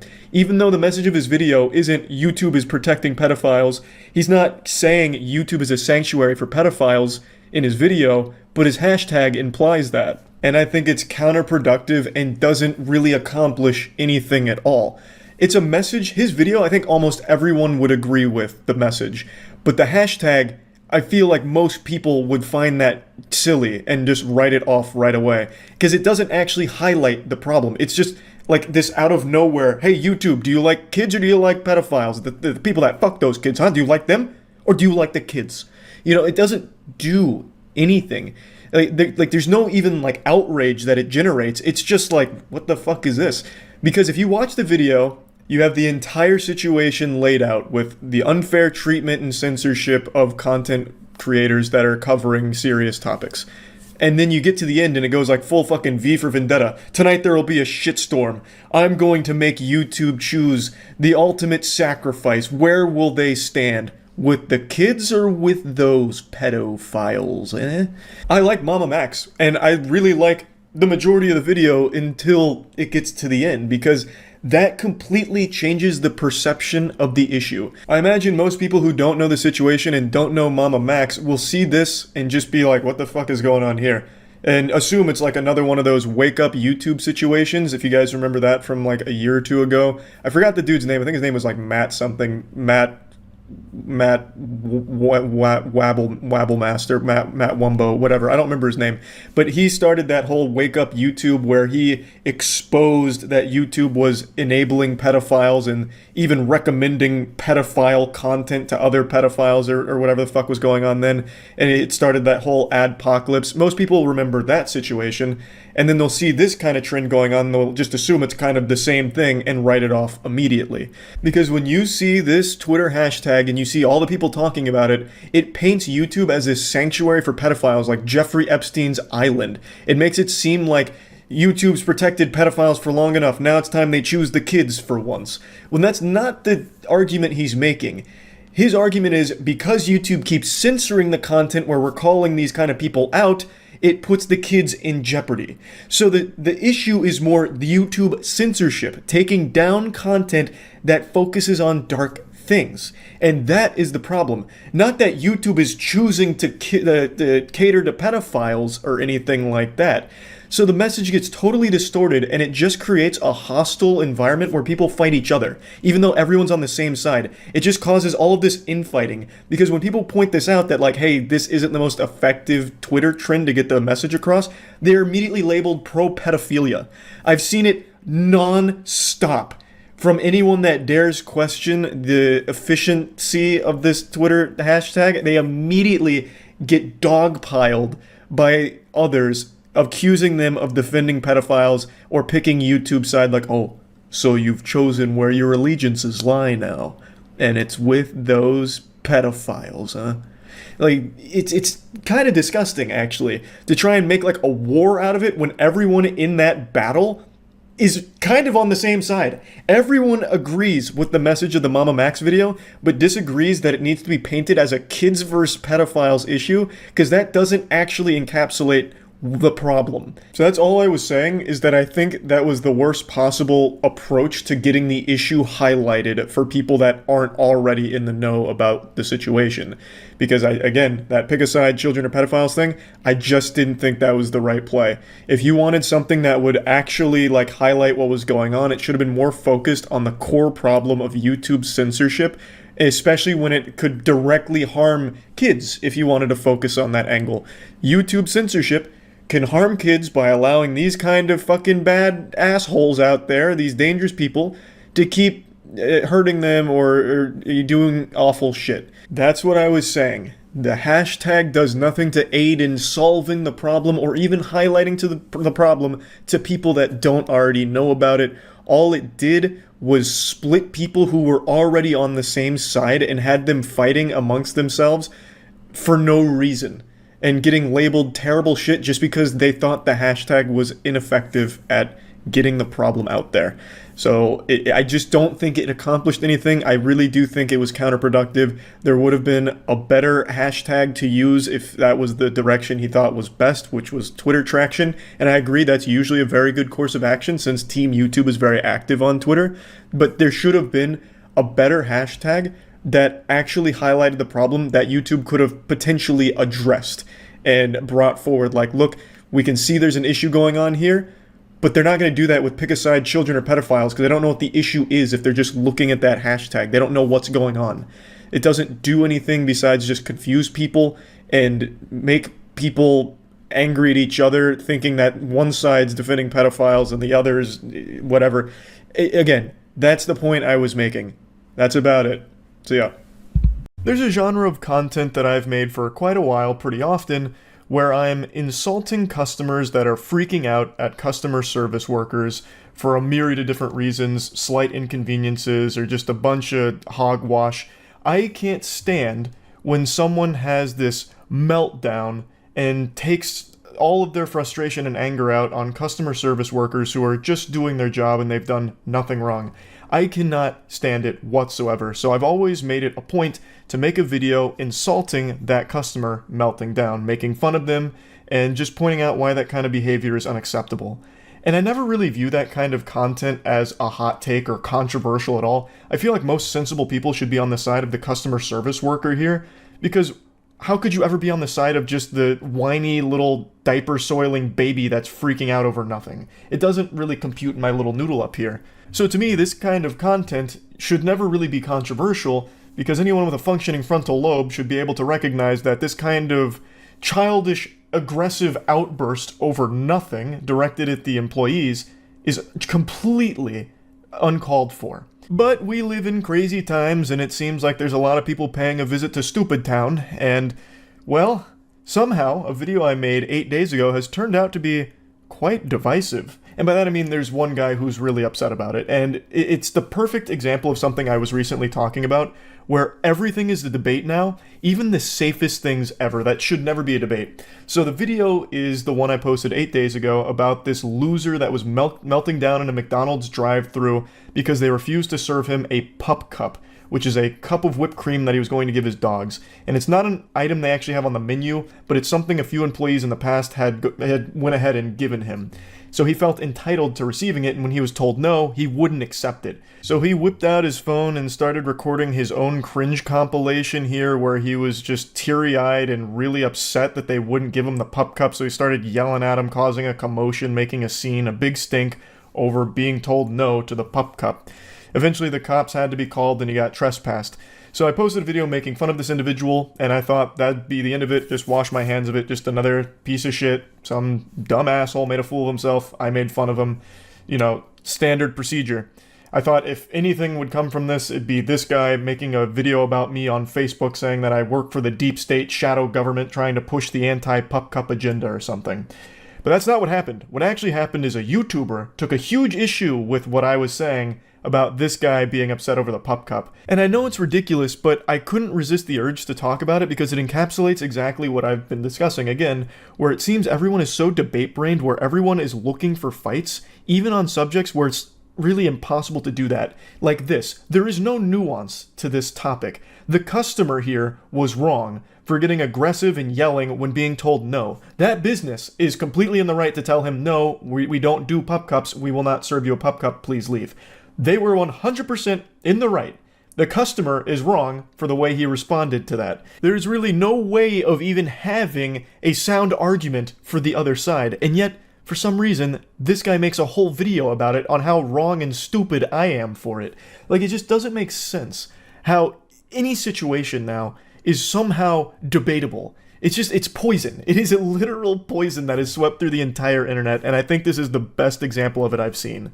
Ladies and gentlemen, if you want to have a successful business, all you have to do is literally do the opposite of what MoistCr1TiKaL is talking about in this video. He could not be more wrong if he tried. It's actually a miracle. I don't know if this is satire. I don't know if he's joking. It doesn't seem like it. He seems like he's pretty riled at this customer. But let me educate Charlie on something, because clearly he's living in a bubble. I hope everyone's got their pen and paper out here for the lecture. We're about to be educated by one of society's brightest. This is clearly a being with supreme intellect, and he's being gracious enough to open that big brain of his up to us to share a little bit of his wisdom on how to run a successful business, or what a successful business should look like. The reality is that if you're a business and you have competitors, and those competitors have a large social media presence as well, and all of them are sort of at an equilibrium, when you do something like, hey, we don't allow pup cups for dogs at McDonald's, doesn't even matter the guy's reaction. That in and of itself is bad for business. It's just not bad for business at all. This is not an item that's on their menu. This is an item that some nice employees decided to give this particular asshole, and he immediately felt entitled to it for the rest of his fucking life. There is no obligation for a business to fulfill a request from a customer for something that they don't offer. This seems like it's derived from the saying, the customer's always right, which is only half of the full phrase there, but a lot of people bastardize that and use it as a way of making it seem like the customer is infallible, so every request they make needs to be fulfilled. If the customer asks the employee to dance, they gotta dance. If he asks them to jump, they have to ask how high. And I think that's super stupid. The perception of that, dogs aren't welcome at McDonald's. Do you understand? You have to take your feelings out of it. I don't care how triggered you were that this guy was mildly irritated. Mildly irritated, huh? Yelling through a drive-through window while recording yourself and waiting for the cops to come so you can continue to be heated the entire time is only a mild irritation. I am super curious to see this guy's outbursts, if he considers that mild. Also, the perception that dogs aren't welcome at McDonald's. Who the fuck in the entire world would see this video and be like, oh my god, it looks like dogs aren't welcome at McDonald's. They didn't give this guy a pup cup. Oh no, it's time to boycott McDonald's. Holy shit. You'd have to be legitimately taking a moron potion to think that for even an iota of a second. And yet somehow this guy presents it as like a sound argument that this is going to give the perception that this business is not welcoming to dogs. And it's a fucking restaurant. Dogs aren't even allowed inside. Unless, of course, it's like a service animal or something. So, I mean, if there was ever a business where you wouldn't want animals in there, it's probably a fucking food service business in the first place. But still, that's such a reach here. It's crazy. That he was inconvenienced. And when she started freaking out and making the situation worse, and by the way, that woman should be fired. She is a detriment to business. You can't have somebody that disagreeable, that aggressive, that argumentative. This portion is just downright delusional, and I have to wonder if he even watched the same video, and if he did, if his mind is somehow rotted and he's in fantasy land. He's describing the McDonald's manager as aggressive and freaking out. Let me go ahead and show you her whole interaction here, where she doesn't even raise her voice at him or anything, just tells him no, and then eventually says, give me a phone so I can call the police, which is a totally reasonable course of action since this fucking worm won't leave the drive-thru and it's holding up business. Every time I come here. They're not supposed to do pup cups. If they're doing it, they're not doing what they're supposed to be doing.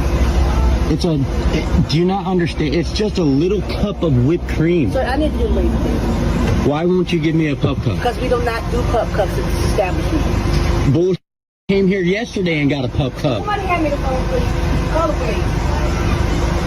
She's calling the police. Somehow the YouTuber says that she was the one freaking out and being aggressive. Meanwhile, the guy who starts yelling and hollering at the McDonald's drive-thru window was only mildly irritated. What the fuck? All she would have had to say is, well, you know what? Usually, we don't allow, pup cups, but we're going to make an exception because your dog looks really good. I'm going to give it to you. That'll be $1. Why? Just because you might live your life being treated like a doormat and let people walk all over you doesn't mean everyone else needs to live that way. Again, this is not an item that they offer on their menu. They don't need to bend over backwards and get spit on by a rude customer and then satisfy that request with a smile on their face. It's not bad for business to decline a douchebag like this. That is the intelligent, effective way to handle a situation. MoistCr1TiKaL is giving you very bad advice. If you take his brain-rotted advice, which is the advice I would expect from an entitled Twitch streamer, that is disaster. This statement right here had me giggling and flared up my acid reflux because of how lacking in the self-awareness department it was. He called me an entitled Twitch streamer, thus expected this take from me. Meanwhile, he has the gall to proudly, publicly defend this loser who is freaking out because he didn't get the pup cup he believed he was entitled to, and he is so upset about that he is now trying to bully the establishment into serving it to him because he believes he deserves it. You goober, do you not recognize that you are actually defending textbook entitlement? Meanwhile, I am actively arguing against it, saying that entitlement is bad and unacceptable. How can you not piece this together? How are these dots not connecting in your brain? You have to make that person feel special. It's why Chick-fil-A does so phenomenally well. Doesn't matter what time of day you go to Chick-fil-A, the person there is always going to make you feel special. They're going to make you feel nice. That's the purpose. Doesn't matter how they're feeling. Doesn't matter what they may be going through, because at the end of the day, you're at a job. This fat, obnoxious old black lady made everything worse. Jesus Christ, yikes. I cut out a bit of his rant here where he was trying to educate me on how businesses work. Retail is a people business, you gotta be good with people for it to succeed. And then he goes into why Chick-fil-A is successful. He gave us the secret formula there. The reason Chick-fil-A is successful, according to this individual, is because the workers are nice. I guess that's the only reason. Is that really the only reason? I mean, yeah, the Chick-fil-A workers are always super sweet, but if the food sucked, the business wouldn't be around very long, because you still need a good product. And it's not like in this video, the workers did anything wrong. He takes a huge issue with the manager here for some reason, when she did absolutely nothing wrong. She just said no to a customer's request for an item that they don't normally offer, which she has every right to do and should do. You shouldn't be encouraging customers to just come make all kinds of requests from your business for things that you don't actually have or normally do. That opens yourself up to a lot of problems. Like, it's not like anything was done wrong or unprofessionally. She handled it very well. She didn't raise her voice, didn't change her tone, wasn't disrespectful. And yet still somehow, this guy's portraying her as some kind of villain. And that they're not good at interacting with people. What they should have done is offered this guy a fucking cock massage as well, on top of giving him 10 pup cups. It's like, what are you talking about? This man is delusional. Absolutely delusional. No. If some kids start pouring food on the floor and throwing milkshakes and acting a damn fool, then you can get upset. This guy was merely asking for an item, was a bit frustrated because he had gotten this item before and for some reason you're denying him, and then you go to threatening the police. If you're like critical and you think that that's a good idea, that's an appropriate way, you're retarded and you have no business being in any sort of industry. Goodness gracious, with the way that this guy talks about the Pup Cup Crusader, I have to wonder if they're related or if they're dating or something, because he is so sweet and coddling to this asshole who was literally yelling in the video, but he just keeps saying, oh, you know, he was mildly frustrated, which is understandable because he came to this establishment in the past and got served the Pup Cup, and now he got mysteriously denied, so he was mildly irritated, which is not at all what happened. Like, you just have to watch the video that's being talked about, and you'll see that he's not just mildly frustrated or something. And if you watch the video, you'll know the reason the cops were called is because he refused to move after being told no for the 1000th fucking time. And if this guy's not going to move, what else are you supposed to do? You can't run a business when this guy is literally blocking it from being, you know, actively engaged with. And again, not everyone likes to be disrespected and walked all over. So I think it's perfectly reasonable to have this guy trespassed when he refuses to fucking leave. It's not like they called the cops just because he asked for a pup cup. It was much more than that. It was his behavior after the fact. But this guy just doesn't get that. And he's debating something that is impossible to debate without just making shit up, which is exactly what this guy's doing. Accusing the McDonald's manager of being aggressive and freaking out, saying she needs to be fired, is saying how bad for business all this is and how people might perceive McDonald's to be unsafe for dogs or unwelcoming to dogs or whatever, and then saying like the customer was totally in the right and was only mildly irritated, mildly frustrated. All you have to do is watch the video and see that he's just making that garbage up. He's just a bunch of fucking mumbo jumbo because he's trying to make an argument for something that you can't even argue for. And I feel like that is so common on the internet right now, taking things that have no nuance and trying to interject nuance into them by just completely making shit up with it. Let me tell you something. If I went to a fast food restaurant and I asked for a pup cup, and she's like, well, we're not doing pup cups. We don't do that. And I'm like, well, I was here last week, and they sort of do that. When's the change? And then she goes, you're combative. I'm going to call the cops. I don't know what I'd do. I'd probably stay there too. I'd be like, what is wrong with you? Now, is it the smartest thing to do? No. The smartest thing would be to get the hell out of there. However, there comes a moment where you're confronted by such sheer stupidity. I put the video in 2x speed because I just couldn't handle more of the yapping. He just keeps going on and on about how wrong the employee or manager was in this video. And the least surprising thing he says is that he'd probably do the same thing, perhaps, if he was told no to a pup cup. He is literally just lying about the video. It's not like the woman said no, and then when the guy was like, oh, but I got this before, and she immediately threatened to call the cops. This guy started recording after this had already escalated from this guy being a rude asshole. He starts recording in the middle of her telling him no for the millionth fucking time, and he won't leave. He refuses to leave. There's no other course of action besides either just giving this guy his pup cup, which I don't think would be the right call at all, or just getting the police there to get him out, so that way the business can continue to run. The sheer stupidity is solely on the customer here, who refuses to fucking leave and just go to another restaurant that offers pup cups, or even better, going and buying his own whipped cream so he can make his own pup cups at home. Those would be the sensible decisions for a rational, not lunatic. Those would be what someone who is not entitled would do. But this guy, and the YouTuber, clearly, both seem to be extremely entitled. He just keeps going on and on about how wrong she was and how this is how businesses should run, do what the customer asks as long as it's a reasonable request, even if it's not something you typically offer. It's just ridiculous. It's very stupid. But it's exactly what I talk about when I talk about everyone being debate-brained. This is like an impossible to argue angle, and the only way he even tries to cobble together anything almost coherent is by lying about what's in the video itself. The manager was not aggressive, she was not combative, she was not freaking out, and her first course of action was not calling the police immediately upon the pup cup request. That was her last resort. Do you think that's something that they'd like to do? That is very disruptive to the business. So it's clearly not something that she wanted to do, but felt there was no other option because she didn't want to just give this customer the pup cup, because even if she did, he still might not fucking leave. He'd sit there, record, and try and embarrass and belittle them even further. So calling the police is a sensible decision that she made for the business. He also criticizes her for not de-escalating the situation, even though she did try, by just saying we don't do that. No, we don't do that. If they gave you that, they weren't doing what they were supposed to do. She is not raising her voice. She is not escalating the situation. She is just telling him point blank, no.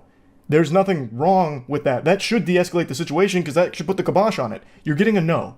So move the fuck on. But he couldn't. He refused to. So she did what she felt she needed to do. And I do think that was the right call. If you let yourself get trampled by rude fucking customers, you're setting yourself up for disaster further down the line. That would be bad for business. But her calling the police, that's not. It is not bad for business. This was bad for this individual, and a really bad look for you to be trying to make some argument out of something that's so cut and dry and so easy to see who's in the right and wrong. There is really no nuance to this at all. He's trying to use this as like an educational moment, like, this is how a business should run. And Charlie is super wrong when he says that, the customer was wrong here. In fact, the manager was the one that's wrong, and here's why, because this is how businesses need to operate to be successful. And it is super fucking dumb.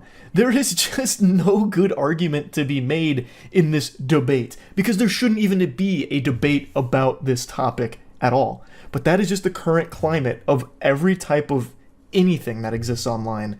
Everything has a divisive nature to it now. It's crazy to me that even something as simple as a customer being a temper tantrum throwing baby man is somehow like, well, there's actually more to it. He was in the right, and here's why. And you just make some dumb shit up about it to support the other side of this issue, I guess. It's so weird to me. So weird. And I just thought this was the perfect example of that trend. So yeah, that's really about it. So yeah. I typically don't directly respond when someone makes a conspiracy theory video about me, like that one dude who said that I was just a puppet for the Illuminati with their hand up my asshole talking through me, and that my white t-shirt was a means to hypnotize viewers into believing Jesus Christ wasn't real, or some fucking wild garbage like that. I just typically let that shit ride, but last night a YouTuber made a video accusing me of being a hypocrite, which would have been totally fine if it was like the standard silly shit on Reddit, like, you know, Critical makes these jokes about anime and weebs, but through extensive research, I've deduced that he himself watches anime. You know, what a piece of shit. More like shitical. But unfortunately, this guy chose something I'm actually very passionate about. So the YouTuber in question is Vegan Gains. I want to say right away, I actually think his video is pretty level-headed, at least compared to what I remember him for. It's been a while since I last tuned into his channel, but his content used to be some truly unhinged insanity shit that made it look like he had just escaped from Arkham Asylum. He would make videos talking about murdering meat eaters and stomping on babies' skulls. It was deplorable shit, but it seems like he's really, like, mellowed out, calmed down, and he did make a very level-headed video about this topic. At least in my opinion, I felt it was pretty level-headed. So I respected that, and I actually did want to make a response to it. In a nutshell, Vegan Gains says that the video I made with the YouTuber So Young, the woman who tortures and eats animals alive for mukbangs on YouTube, is a video I had no right to make and makes me a hypocrite because I recently made that sausage video 2 days ago, and in that sausage video I had KFC there. So he argues that I am just as bad, if not worse, than So Young because I eat meat. And I think it's totally fair to have that opinion. I personally disagree with it, and I think the majority of people would. It's a bit of a leap to compare eating a chicken tender to a woman beheading a squid and pouring sauce on it to watch it squirm around and dance on a YouTube video that's supposed to entertain children. They're not exactly the same thing. They're not exactly the left and right ass cheek on the same ass here. You know, not Coke and Pepsi. They're not the two sides of the same coin. Before getting into this, I do want to say I'm actually flattered that he recognized my sausages as sausages, because the shit I made was just actual abominations. They looked like rusted metal pipes. So it did actually put a smile on my face to keep hearing him refer to what I made as a sausage. Than the animals that So Young horrifically murders on her YouTube channel. So it's completely hypocritical for you to criticize So Young when you can't even do that yourself. So you're just a complete hypocrite, and if anything, what you're doing is arguably worse because, again, you're paying someone else to do it. It's happening. I want to lead this conversation by saying I have nothing but respect for veganism as a whole, but it's people like Vegan Gains who are overly aggressive and the feral monsters in his comments section that really give vegans a bad rap and a negative reputation in the world. They vilify anyone who's not a vegan. They treat it like a cult where you're a huge piece of shit, evil and wrong if you're not in their club. Now, of course, I'm not talking about everyone who is a vegan. I am talking about this community that Vegan Gains has fostered here, and he himself. This is the worst way of ever getting anyone to convert to that belief. By constantly antagonizing them and throwing insults to anyone that is not already a vegan ensures that they will never take it seriously and always have a negative impression of your beliefs. They're like those protesters outside of Comic-Con every year with those Jesus fucking hates people that like cartoon signs. You guys are wrong, you guys suck, and you're going to hell if you don't come to our church. No one's ever going to go to that. No one likes to be lectured at, berated, or insulted. They're not going to go to those people that are throwing those their way.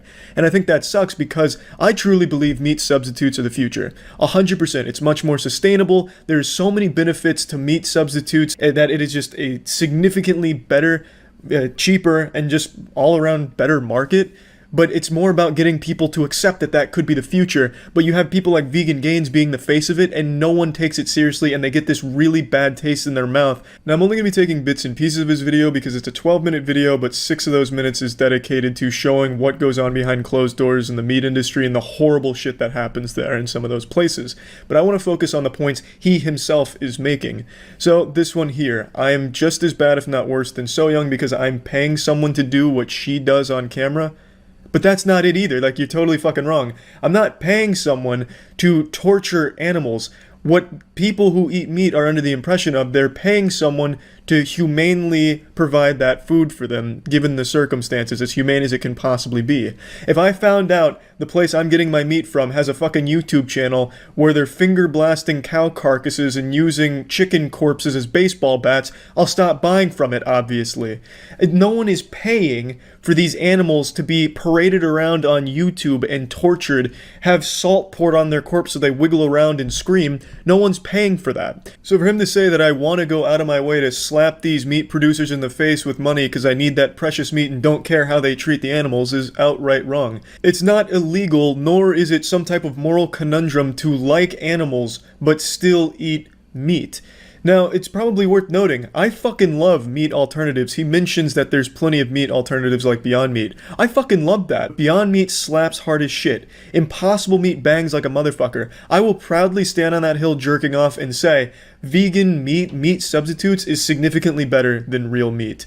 I don't eat red meat anymore. I haven't eaten red meat in a long time, but I eat the shit out of their beef substitutes because it is significantly tastier. Humane killing? There's no such thing as humane killing. There's no way to kill a sentient being nicely because murder is inherently cruel. It is inherently cruel. This is a point I see brought up throughout all of veganism, that no matter how an animal is killed, no matter how humane it's deemed, it is inherently evil and wrong. But I have to ask, then does that make every animal in the animal kingdom inherently evil? Because the vast majority of animals out there eat other animals to survive, and they don't do it quickly. So does that make every animal in the animal kingdom that eats other animals inherently evil, or is that trait specific to humans alone? And if so, why? I know people always say that to a vegan when they're trying to epic own them in a Reddit comment, but typically they'll just say that that's deflecting or a dumb question. But I actually would like to know your opinion on it, Vegan Gains. What do you feel when an animal eats another animal? Is that animal now evil, and is that whole species bad? It's just, I don't understand where the line is drawn. Humans do it in a way that is significantly less cruel to the animals than how the animals do it to each other. If somebody shot a dog in their backyard, killed it instantly in one shot, would you say, oh, good, he humanely, nicely murdered his dog?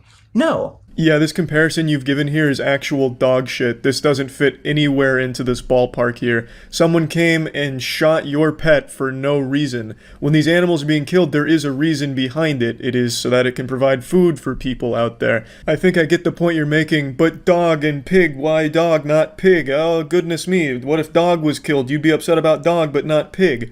You can be upset equally for both. If that pig is a pet and it gets killed like that, you're gonna be upset. It's inhumane. That's not what the fuck we're talking about here. That makes no sense. Even if it wasn't even a living creature. Let's say your son had a pet rock that he bonded with hugely, and someone comes over and throws it in the trash. That shit's inhumane. It's not right. It's evil. This comparison just doesn't fit into this argument anywhere, because in your example, someone just comes and shoots a beloved family member. I know I only showed like 4 clips from his video, but that's because these are the only 4 times he made a point. The rest of the video was filled with either him repeating the same thing or showing the atrocities that do unfortunately occur in some places in the meat industry. And I agree, terrible, absolutely terrible what happens in some of those places. And then he talks about the meat alternatives and how great they are. Totally agree. That shit fucking slaps. I talk about it on my streams from time to time when people ask me what my opinion is on vegan food. I fucking love meat alternatives. But the majority of the video is him just repeating the same point. Meat eater can't like animals. If meat eater like animal, meat eater wrong, meat eater dumb, meat eater bad. It's the silliest way of looking at things, the most childish and naive way of approaching things. By vilifying these people, by vilifying meat eaters, you're ensuring that they're never going to try vegan food. Because they're going to associate vegan food, when they see Beyond Meat, vegan, they're going to associate that with someone who's just fucking crying on YouTube. I fucking tuned into your Doom Eternal stream last night and you started whining towards the end of it about how everything you do loses you subscribers. You then had a moment of self-reflection and realization when you said maybe it's because you're an unlikable asshole. Yes, that's exactly why. That is how you're perceived on YouTube. It's how you conduct yourself. You're extremely condescending to anyone that's not in your club. You literally present yourself as a pseudo-intellectual Twitter user on YouTube. You attack everyone in the fitness industry that even so much as walks by a diner that has meat on the menu. You go out of your way to be an asshole to people, and then act surprised when people think you're an asshole. It's how you're conducting yourself. This hyper-aggressive way, and it's not just you vegan gains, but a lot of people in that community go out of their way to try and lecture people or guilt them into joining, which is the worst possible approach to take and only holds it back. The public perception of meat substitutes could be huge right now if the community as a whole didn't keep vilifying them for it. Because meat substitutes taste better. I think objectively, anyone that has had like Impossible or Beyond can say with certainty it really does just outright taste better. If you take a fucking piece of chicken, slam it on the table, and then throw a nice meat substitute next to it, like some fucking Impossible or something next to it, you're going to choose the Impossible if your eyes are blindfolded 100% of the time. It just genuinely does taste better, but no one wants to try it because it says vegan on it. And when they see vegan, they think of people like Vegan Gains and the people that are super mean and nasty online. He wasn't mean, nasty, or hyper-aggressive in the video he made about me. As I said in the beginning, I do think it was a level-headed, sound video that he made. I went through his recent content just to kind of catch up on him, and his videos still are primarily him attacking people in the fitness industry for meat and things like that, going out of his way to be aggressive.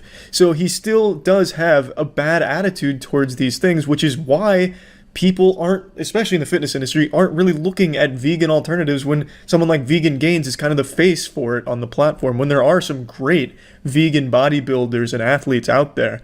It's just, his approach is a very bad one. That's about it. So yeah, if you're standing up, you're going to want to sit down for this announcement because I'm coming in hot. I'm about to hit you with the truth. I am not a drama channel. I like to joke about internet drama quite often. I think it's very entertaining to talk about some petty internet shit that goes on when egos collide and just other weird stories from the internet. I think that's very enjoyable. But I've never wanted my identity to be someone like a fucking teenage girl that constantly engages in drama or stirs up controversy with others on the platform. I know some people disagree, like, Charlie only does drama these days, and that's fine to have that perspective. I just personally don't see it that way and never really want that to be my identity. So this will be the last video I make about Vegan Gains. This will be the last time you hear Voldemort's name leave my mouth here. So I made that video addressing a controversy, talking about the video Vegan Gains made about me, calling me a hypocrite for eating meat, and calling out someone who tortures animals on YouTube. He's made a follow-up video. He had a 4-hour stream, which I tuned into because I wanted his perspective. I did open that video up for a dialogue. I thought that's what the goal was, but Vegan Gains has made it clear he doesn't give a fuck about a conversation, he only cares about milking the attention. So right after I posted my video, he went live on YouTube where he watched my 10-minute video for about an hour and a half. I want to say right away, I don't condone people going to harass anyone I make videos about. I hate that behavior. I will never encourage that shit. So the people that went there just to make fun of him or anything like that, you never ever have my encouragement or my blessing to do so. I think that shit sucks. But that did happen. He spent an hour and a half watching a 10-minute video because he'd stop every 2 words to screech and scream one of 3 things, one of only 3 phrases he seems to know: straw man, ad hominem, and poisoning the well. It was a truly insufferable live stream to sit through, but in between his constant short-circuiting where he was only able to regurgitate one of 3 words and talking about the Holocaust and rape, he made good points. He had very sound arguments that I respected. And not just respected, 100% agree with.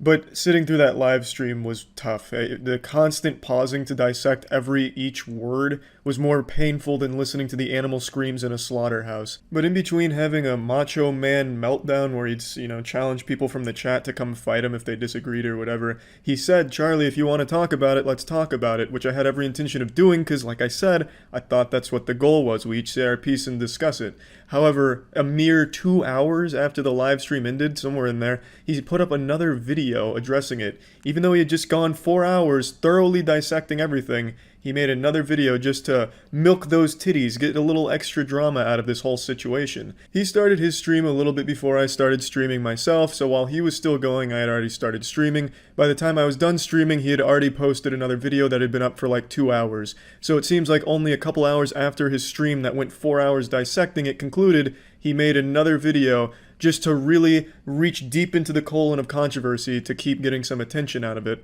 I don't see what the point of the live stream was when you were still made up your mind about making another video, regardless of if I took you up on a debate or conversation offer. So to me, that seems like you don't even genuinely believe in having a conversation. You just really want the attention from this whole situation. So to me, that seems like you really liked all of the donations you got during your stream. There was a lot of those trolls, like I mentioned, that were donating to make fun of him, and then people in his community donating to support him. So he made a lot of money off the controversy while covering the topic. He did send me a tweet asking if we could have a conversation while I was streaming, and by the time I saw the tweet, the video had already gone up. So he had already made up his mind that he was going to continue making videos about the drama to really squeeze every last bit of extra views he could get out of the situation. So again, after watching the video, a lot of points I agree with, and he even pointed out things I personally thought I messed up on. For example, misrepresenting points, that wasn't my intention. For example, the dog, Dr. Seuss tale he told, the weird shit about someone goes in their backyard and shoots their dog. The way he said it was, someone shoots a dog in their backyard. To me, that sounds like someone has gone into someone else's backyard and shot a dog for no reason. But I misunderstood what he was saying. With his galaxy brain, he was talking about the owner going in the backyard and shooting their own dog. It was a genuine misunderstanding, not some kind of sinister way to try and twist what he was saying. The main thing that you're right about 100% is in my initial video, I didn't make any arguments to counter you. I absolutely did not. That wasn't the goal of the video. I wasn't trying to debunk you or fight you on all of your points or anything like that. There was a few that I didn't understand clearly, like the dog thing, but I wasn't trying to counter you. That wasn't the goal of the video. The purpose of my video, the point I was making, is the way you conduct yourself, your character, is the worst thing for veganism and the worst look to people that are already sympathetic to your cause. You're not going after the actual animal abusers, you're going after people in the fitness industry that eat meat. You went after me because I called out an animal abuser, but I eat meat. You yourself didn't call out animal abuse. I imagine you'll do something for H3H3 because he called So Young out and he eats meat. You're not going after the actual problem. You're going after people that are already sympathetic to it and driving them away. That was my point. I wasn't arguing your beliefs because I'm not trying to convert you to my side or anything. And I don't care that you criticized me. I have thick skin. I can take it. Half of my content is dedicated to criticizing things, so I expect it back. The point I'm making is your entire history on YouTube has been actively shooting the idea of meat substitutes in the foot to people that aren't in the know. You say a lot of it's geared towards education, but if you look at the video you made about me, only a chunk in the middle seems educational where you talk about the alternatives and, well, here's what you could have done. That's educational. The entire second half of the video is you call So Young a piece of shit, look in the mirror, you're a hypocrite, hypocrite, hypocrite, you do this, you're a hypocrite, she does this, she's not a hypocrite, you're a hypocrite, big hypocrite. That's not educational and it doesn't do anything. You're not challenging my beliefs. You're not making me reevaluate the way I look at things. That's just you doing an attack. And it's a big leap as well, the way you go about it. But since you want to play this game, I'll hop in the swamp with you for a moment and fight you on some things. Your comparison to me eating a chicken tender being the same as So Young torturing animals on YouTube for entertainment, if not worse, that is just outright ridiculous and you're fucking delusional. It's hard to have like an actual cohesive argument to that because it is so outlandish. That's like me saying you support the abuse of women and children by buying tickets to a movie. Hollywood has abused child actors and actresses constantly. So by you having seen even a single movie in your life, you have supported that. It's a moral high ground anyone can take against anyone for anything. You wear a gaming headset during your streams. You realize those parts that compose that gaming headset, a lot of them are made in sweatshops. Very, very immoral means of getting those parts, and you're wearing it freely. So by wearing that, you're supporting that kind of terrible thing in the world. I'm of course not the only one to make this comparison, but you keep dodging it. On Twitter, a user proposed the exact same thing, and your response was, oh, you're just retarded, you're not nearly on the same level of intelligence that I am, you don't know what you're talking about, I'm holier than thou, you're wrong. Look at Foxconn. I don't know if you're joking or if you're actually dumb, but Foxconn actually does use minors at their factories in China. They're being investigated for it. It's pretty well documented. And Foxconn's an extremely terrible place to work that's well known for workers committing suicide. So I don't know why you'd use this as an example to somehow dismiss the argument. But even if you did cherry pick like the world's best factory, it doesn't dismiss the comparison. That'd be like me saying, hey, look at this incredible slaughterhouse that treats its animals extremely well. This is representative of all slaughterhouses, right? It just doesn't make any sense. You just come across real dumb here. You're also pathetically lying on Twitter. I've never blocked anyone on YouTube. I had to Google where I could even find that feature to see if anyone's blocked. There's nobody even listed there. This is just an outright lie. You also act like you're some huge war hero that came out triumphant over this incredible internet battle where you slap me around on my arguments. But I didn't make any arguments. You said yourself I didn't make any arguments, so I don't know what you're going on about here puffing out your chest for. You also act like I'm afraid to talk to you, as if I'm hiding in some underground bunker in a shelter, avoiding the boogeyman of veganism, which clearly isn't the case. You decided to turn this into a video war back and forth instead of waiting for me to respond or see if I even wanted to respond. I only had a window for a couple of hours in between your live stream and then your pathetic speedrun attempt on YouTube drama by posting a follow-up video to Farm Controversy, and I was streaming during this window in the first place, so it's not like I've had all of these opportunities to touch base with you. You've made it clear your intention isn't a conversation. It's to just keep milking drama, getting as many videos out of it as you can. And if you want to go in the hypocrite route, you're a massive fucking hypocrite. You have a Teespring where you sell Vegan Gains cotton t-shirts. Cotton is not only one of the worst things for the environment, we'll go ahead and set that aside because I don't think you give a fuck about that. We're going to talk about its direct impact on animals. The production of cotton accounts for 24% of the global insecticide market. Insecticide in the cotton production often leaks into the water supply of the nearby areas and threatens biodiversity and directly poisons the animals. So by you selling cotton t-shirts, you are directly killing animals. And not just that, you're profiting from it, which is even worse. In fact, it goes beyond that. You're paying someone else to make these cotton t-shirts for you, which are killing animals, and you're making money off of it. It's pretty extreme, man. That's a lot worse than what meat eaters do, people that eat KFC. I actually don't even eat KFC, by the way. That was the first time I've eaten KFC since I was 6 years old. And I really don't eat red meat. That was the first time I've taken a nibble of red meat in about a decade. But what you do is so much worse than those things, because people that do eat meat like that, the animal's already dead, with or without them buying it. But for you, that shirt didn't exist until you put it in production, so you actually just brought it out there and have some blood on your hands, whereas meat eaters, they're a little bit cleaner than you in that regard. I double and triple checked to make sure this was actually your merch store, because I couldn't believe that you wouldn't know about the impact cotton has on animals. I'm sure you know about the impact on the environment, that's pretty well known, but animals specifically. Because that seems like something you'd be very well aware of and want to avoid, but it is yours. I found it through your YouTube video announcement with it, and I get the video itself as a joke, but the shirts are real. I can order one right now, and people have ordered them, and I have to wonder if they know just what kind of impact that has on animals, and if they're okay with that. I know cotton is deemed vegan-friendly, but I don't get why. Animals aren't directly killed to make cotton, but the production of cotton directly leads to animal deaths, and getting rid of a lot of homes for animals. Now, I'm pretty sure you're probably finding a way to tap dance around that fact or dispute it. You're very tenacious, but there is a point that you can't fight on when it comes to cotton. We'll use the Aral Sea as an example. The Aral Sea was the 4th largest lake in the world for a time, but during the 1960s, local government diverted the waterways that fed the Aral Sea into cotton production because cotton production is so water intensive. Over time, this drained the Aral Sea, and it's now the Aralkum Desert. It's just completely empty. There's no lake there anymore. All the fish that lived there are dead. The animals that inhabited it and used it as a watering hole are no more. They've either moved somewhere else or died as a result of the poisoning. Now, I know you and a lot of members in your community feel that you are 100% in the right, and anyone who eats meat can never be right and is in the wrong, but I'd argue what you're doing is a lot worse than someone that's eating a chicken tender, or people that eat meat to survive, or just as part of their diet since it's financially cheaper than a lot of the alternatives at the moment.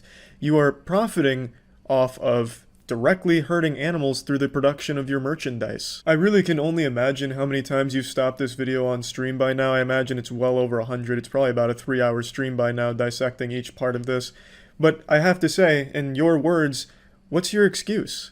There's plenty of alternatives to cotton that don't damage the environment or hurt animals. Why didn't you use those options? Why did you choose cotton? I even decided to check all around Teespring and people talking about Teespring because I thought, well, there's no way Vegan Gains would let this fly. There's no way he wouldn't know about this. Maybe Teespring's doing something totally different, getting their cotton in a different way.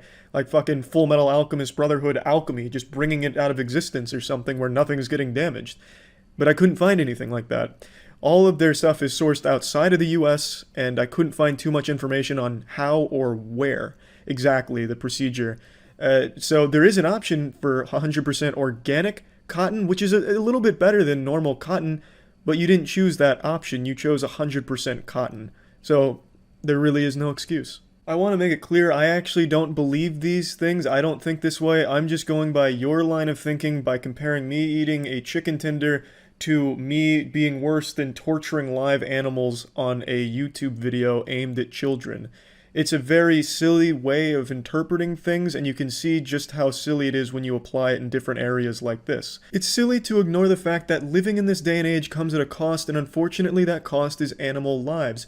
Vegan Gains, you may not eat animals directly or use products that are directly derived from animals, but a lot of the products you use every day have had animals die for that production. For example, you made a video talking about toilet paper being out in your area because of coronavirus. Well, as I'm sure you're well aware, toilet paper comes from trees that animals once called home. But as deforestation continues, deforestation leaves so many animals dead and homeless just to provide that toilet paper for you, Vegan Gains. So that toilet paper you're wiping your precious asshole with has blood on it because those animals have died because of that production of that toilet paper. So you yourself are a hypocrite just for existing in this world, because everything that surrounds you at some point down the pipeline had an animal die because of it. So there's no reason to draw this distinction between eating animals is so much worse than using products animals have died for. These are the same thing. Animals die on both sides. It's just a matter of which one you have morally deemed worse than the other. You march around like you're this morally superior celestial being, but you're really not. I don't find you to be like this moral authority of YouTube. Throughout your entire history on YouTube, it's been a controversial one. One thing you've done pretty often is make fun of people with cancer, which I think is very low. Even recently, it's not like you've progressed past an edgy stage. Recently, you made fun of a bodybuilder who took a picture with a child with cancer. Cancer is an almighty killer, and I wish there was a cure for it. I, for one, will be supporting Team Lewis in the future and hope you guys will too. One day, cancer will be a thing of the past and the memory of Lewis will live on in the cure when it's found. Well, Eddie, since we're still waiting for that cure for cancer to be found, how about in the meantime we try and prevent ourselves from developing cancer in the first place? Vegan Gains defends this clip vehemently by saying he's clearly not mocking this child with cancer, but I don't know how he can possibly not see how it seems like he is by the way he's talking. If I talk to you that way, Vegan Gains, you'd think that I'm mocking you, right? Like, my name's Richard and I'm so mad at meat. That sounds like I'm making fun of you, doesn't it? That's exactly what you did to this kid in this very tough situation. He goes on to talk about how red meat is, very correlated with cancer. And I don't know what Vegan Gains' degree is in, but I actually did go to college for human sciences. Concentration was exercise physiology. I've taken numerous nutritional courses. Richard talks about carcinogens. One of the first things you'll learn throughout nutrition in university, at least in my university, is that's the most obsolete way of looking at cancer-causing agents in food. Every single food out there is a known carcinogen. Even the safe stuff that your mom tucks you in at night saying is safe, will watch over you at night, like broccoli. Broccoli is a very well-known carcinogen. Almonds too. Everything is a known carcinogen, and the way Richard presents this is extremely misleading. He presents the research in a way that makes it sound to his audience that if you eat red or processed meat, you're gonna get cancer. And while yes, red and processed meat is significantly worse than a lot of other options out there, it's extremely fucked up, and he always makes it sound like it's the person's fault they got cancer because they ate red meat. It's disgusting. I really think it's pretty fucked up, and I don't know why you think you have this moral high ground just because you're a vegan. It's a belief that you've instilled in your community as well, where everyone that supports you or supports veganism as a whole thinks that they can never be wrong, and anyone that eats meat is automatically wrong, so they don't even want to hear their opinion. They get locked in this bubble, which I think is terrible, because hearing different opinions leads to growth. It helps you discover things about yourself, learn new perspectives. As cliche as all that is, it's the truth. When you're locked in an echo chamber, nothing really gets done. I don't know you personally, Vegan Gains. From your videos, you seem well composed. Your live stream was a different story, but again, I understand with everything that went on. But the way you come across, I would have to guess you don't have a single friend that is a meat eater. I get the impression that you couldn't stand to be around someone that is a meat eater because you find it disgusting, and you couldn't see yourself associating with someone that has a different belief than you on that, in that field specifically. I feel like you'd constantly be trying to prove them wrong or prove why they're a bad person in relation to you. It just seems like you need to be around sycophants that constantly echo your beliefs. I could be wrong, I don't know, but that's the impression I get, because that's the way you're perceived on YouTube by the way you're attacking everyone that's having a, meat on their plate. You're not really educating, as I pointed out earlier. You are still just going for an attack route that doesn't challenge beliefs, it just seems hateful. Another thing you have asked me and many other people, what's your excuse for not going for meat substitutes when you admit that they're better than real meat? Well, not everyone is as financially secure as you are.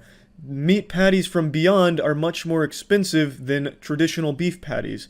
It is $12 per pound of meat from Beyond versus the $4 per pound of just regular beef. It is a significant price difference that not every family can afford to make the switch to.